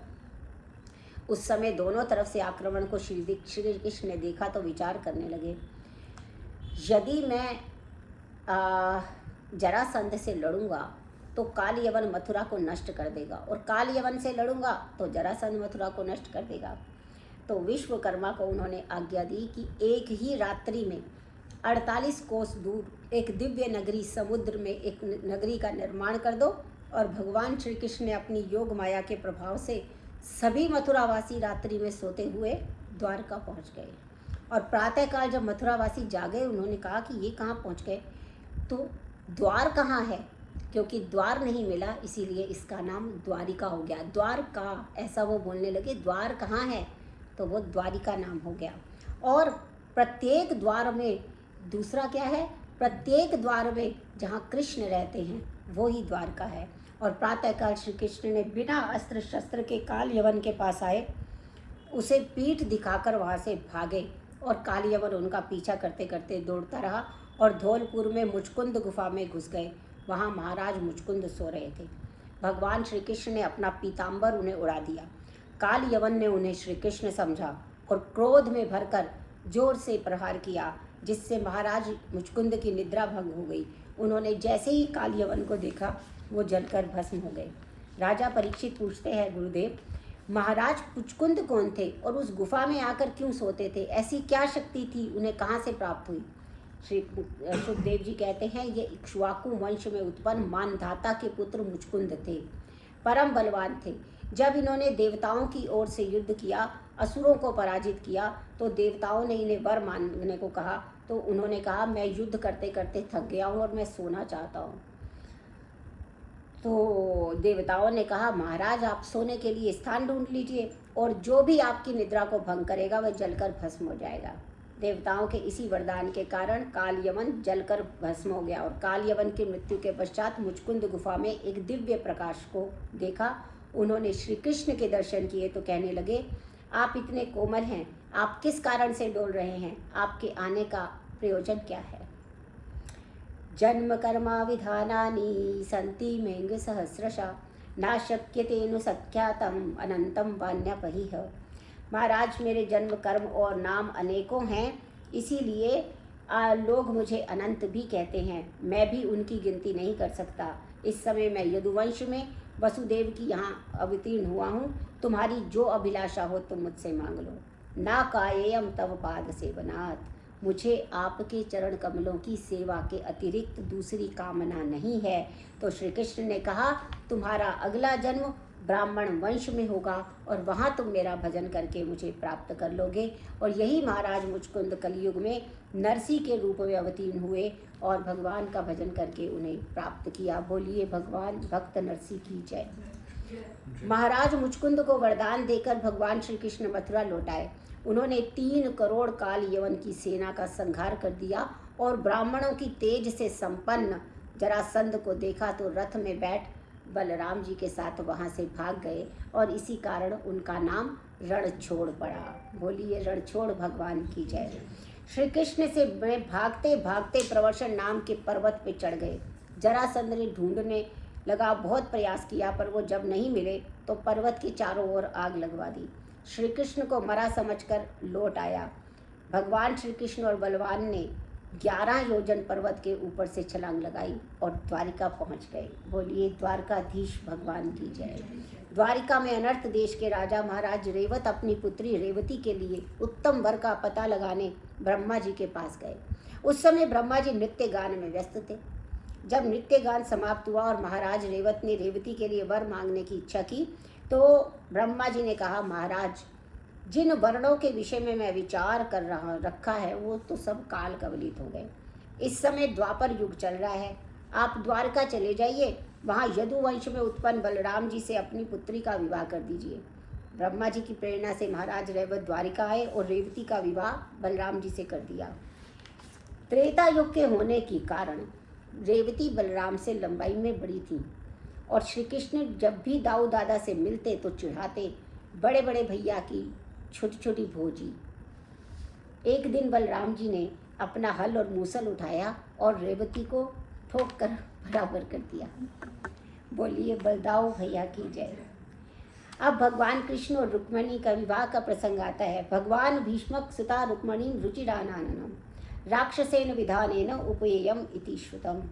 राजा परीक्षित जी सुखदेव जी पूछते हैं, गुरुदेव मैंने सुना है कि रुक्मणी का विवाह भगवान श्री कृष्ण के साथ राक्षस विधि से हुआ, वह किस प्रकार हुआ ये बताने की कृपा करें। श्री सुखदेव जी कहते हैं, परीक्षित विदर्भ नरेश महाराज भीष्मक के रुक्मी आदि 5 पुत्र हुए और रुक्मणी विदर्भ जो थी रुक्मणी नाम की एक कन्या थी। रुक्मणी ने जब नारद जी के मुख से भगवान के विषय में वर्णन सुना कि वो कितने आकर्षक है, कितने सुंदर हैं, तो उसने मन ही मन में भगवान को अपना पति मान लिया। रुक्मणी का भाई जो रुक्मी था वो श्री कृष्ण से द्वेष करता था, इसलिए उसने अपने मित्र जो चेदी नरेश शिशुपाल हैं उनसे रुक्मणी का विवाह निश्चित कर दिया। अब जब रुक्मणी को यह पता चला तो उन्होंने एक ब्राह्मण के हाथ में द्वारिका संदेश भेजा और द्वारका में ब्राह्मण देवता का स्वागत सत्कार हुआ। ठीक है। और भगवान श्री कृष्ण ने ब्राह्मण देवता से पूछा, ब्राह्मण देवता सब कुशल मंगल तो है? ब्राह्मण देवता ने कहा, प्रभु मैं आपके लिए राजकुमारी रुक्मणी का पत्र लाया हूँ। भगवान ने कहा, ब्राह्मण देवता इस पत्र में क्या लिखा है, सुनाइए। ब्राह्मण देवता ने कहा, यह पत्र व्यक्तिगत है, अब व्यक्तिगत आपके लिए है। भगवान श्री कृष्ण ने कहा, हमारे और ब्राह्मणों के बीच में कोई भेद नहीं है, ब्राह्मण देवता आप सुनाओ। ब्राह्मण देवता ने पत्र सुनाना प्रारंभ किया। तो क्योंकि रुक्मणी को विश्वास है कि जब रुक्मणी पत्र लिखेगी तो कृष्ण जरूर आएंगे, और इसीलिए 7 श्लोकों में सप्तपदी में रुक्मणी जी कहती हैं, श्रुत्वा गुणान् भुवन सुंदर शिन्वताम ते निर्विश्य कर्ण विभरैर्हरतो अंगतापम रूपम दृशादृशितम अखिलार्थलाभम त्वयच्युत विशति चित्तम प्रपन्न में। हे त्रिभुवन सुंदर प्रभु, जैसे जब से मैंने आपके गुणों का वर्णन सुना है मेरे मन में लज्जा और सब कुछ छोड़कर आप में प्रविष्ट हो गया है। इस संसार में ऐसा कोई कुलीन स्त्री नहीं है जो आपके आपको पति के रूप में स्वीकार नहीं करना चाहेगी। मैंने व्रत नियमों सबका पालन किया, आप ही मेरे पति हों, शिशुपाल आदि कोई भी मेरा स्पर्श ना कर सके। यदि आप सोचते हैं कि मैं अंतःपुर में रहती हूँ और अंतःपुर में प्रवेश करने के लिए स्वजनों का वध करना होगा, तो मुझ तक पहुँचने के लिए मैं आपको मार्ग बताती हूँ। अंतःपुरान्तं चरमि निहित्य बन्धुं त्वादम उद्महे कथमिति प्रवदाभ्याम् पूर्वे धीरस्ति महती कुले दिवि यात्रा यस्याम बहिर्नववधू गिरिजाम प्रयात। हमारे कुल की परंपरा है कि विवाह के एक दिन पहले कन्या कुल देवी के पूजन के लिए जाती है। आप वहीं से मेरा हरण कर लीजिएगा, और यदि मेरा विवाह आपसे नहीं हुआ तो मैं अपने प्राण त्याग लूँगी और अगले जन्म में आपको पुनः प्राप्त कर लूँगी, प्रयास करूँगी। कृष्ण ने इस संदेश को सुना तो ब्राह्मण का हाथ पकड़ा और महल के बाहर आ गए। ब्राह्मण देवता को रथ में बिठाला और स्वयं भी रथ में बैठकर एक रात्रि में ही कुंडनपुर पहुँच गए। वहाँ बलराम जी को जब पता चला कि श्री कृष्ण रुक्मणी के स्वयंवर में गए हैं, तो सेना को साथ लेकर बलराम जी भी कुंडनीपुर की यात्रा की। इधर श्री कृष्ण की प्रतीक्षा करते करते रात्रि व्यतीत हो गई।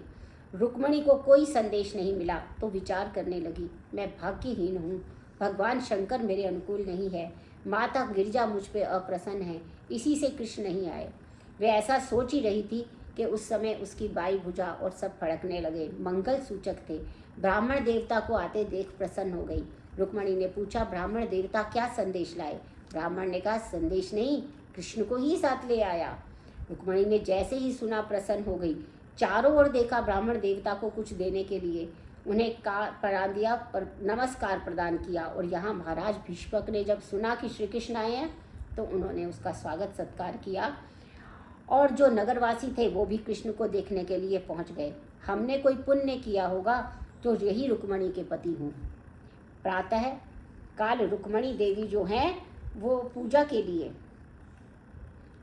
आई। षोडशोपचार से माता गिरिजा का पूजन किया, हाथ जोड़कर उनसे प्रार्थना की, नमस्ते त्वाम्बिके विक्रम स्वसंतान युताम शिवाम भूयात पति रे भगवान कृष्ण तदनुमोदताम। उन्होंने कहा, गणपति के साथ माता अंबिका को बार बार प्रणाम करती हूँ, आप मुझे आशीर्वाद दीजिए कि श्री कृष्ण ही मेरे पति हों। इस प्रकार प्रार्थना करके रुक्मणी मंदिर से बाहर निकली। उन्होंने कृष्ण को देखने के लिए सिर का घूंघट उठाया तो उनके सौंदर्य को देखकर अनेकों सैनिक मूर्छित हो गए। यहाँ कृष्ण ने अपने रथ को शिशुपाल की तरह सजवाया और मंदिर की ओर चल दिए। सभी सैनिकों ने सोचा कि शिशुपाल आए हैं। मंदिर पहुंचकर भगवान श्री कृष्ण ने अपना हाथ बढ़ाया, रुक्मणी के हाथ को पकड़ा, रथ में बिठाया और चल दिए। चारों ओर हल्ला मच गया। ले गयो शिशुपाल संगार कर रहा था, जैसे ही कानों में आवाज हुई क्रोधित हो गया, हाथ क्रोध से कांपने लगा, जिससे काजल उसके मुख पे लग गया और उसका मुंह काला हो गया। वह दुखी हो गया। जरासंध ने शिशुपाल को समझाया, शिशुपाल दुखी मत हो, मुझे भगवान कृष्ण ने 17 बार हराया, परंतु 18वीं बार हमने उसे हरा दिया। इस समय काल हमारे अनुकूल नहीं है, जब हमारे अनुकूल होगा तब हम उन्हें जीत लेंगे। शिशुपाल अपना मुंह छुपाकर घर लौट आया। रुक्मणी के भाई रुक्मी को जब पता चला तो उसने प्रतिज्ञा की कि अगर आज मैं रुक्मणी को ना लौटा के आऊँ तो राज्य वापस नहीं आऊँगा।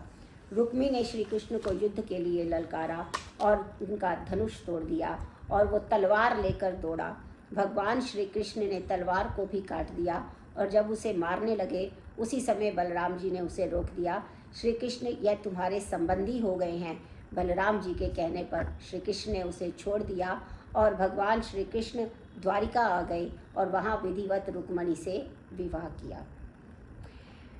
आओ मेरी सखियों मुझे, आओ मेरी सखियों मुझे मेहंदी लगा दो, मेहंदी लगा दो, मेहंदी लगा दो, मुझे मेहंदी लगा दो, मेहंदी लगा दो, मेहंदी लगा दो, मुझको मेहंदी लगा दो। मुझे सुंदर शाम की दुल्हन, मुझे सुंदर शाम की दुल्हन बना दो। सत्संग में मेरी बात चलाई, सतगुरु ने मेरी कीनी रे सगाई। उन बुढ़ी सखियों मुझे मेहंदी लगा दो, मेहंदी लगा दो, मुझे ऐसी सजा दो। उनको बुला के हाथ लेवा तो करा दो, मुझे श्याम से मिला दो। ऐसी पहनूं चूड़ी जो कबहू ना टूटे, ऐसा वरो दुल्हा जो कबहू ना रूठे। अटल सुहाग की बिंदिया, अटल सुहाग की बिंदिया लगा दो, मुझे श्याम से मिला दो। ऐसी ओढ़ूं चुनरी जो रंग नाही छूटे, प्रीत का धागा कबहू ना टूटे। आज मेरी मोतियों से मांग भरा दो, श्याम से मिलवा दो, मुझे श्याम से मिलवा दो। भक्ति का सुरमा मैं अपने आँखों में लगाऊंगी, दुनिया से नाता तोड़ उनकी हो जाऊंगी। सतगुरु को बुला के मेरे फेरे तो पड़वा दो, श्याम से मिलवा दो, मुझे श्याम से मिलवा दो। बांध के घुंघरू मैं उनको रिझाऊंगी, लेके एक तारा मैं श्याम श्याम गाऊंगी। सतगुरु बुलवा के डोली तो उठवा दो, मुझे श्याम से मिलवा दो, मुझे श्याम से मिलवा दो। बोलिए रुक्मणी वल्लभ भगवान की जय। श्री कृष्ण गोविंद हरे मुरारी, हे नाथ नारायण वासुदेवा, हे नाथ नारायण वासुदेवा, हे नाथ नारायण वासुदेवा। जय जय श्री राधे, जय जय श्री राधे। षष्ठम दिवस की कथा को यहाँ विराम देते हैं और आप सबसे प्रार्थना करती हूँ कि कल सप्तम दिवस की कथा में, अंतिम दिवस की कथा में अवश्य पधारें। बहुत बहुत धन्यवाद।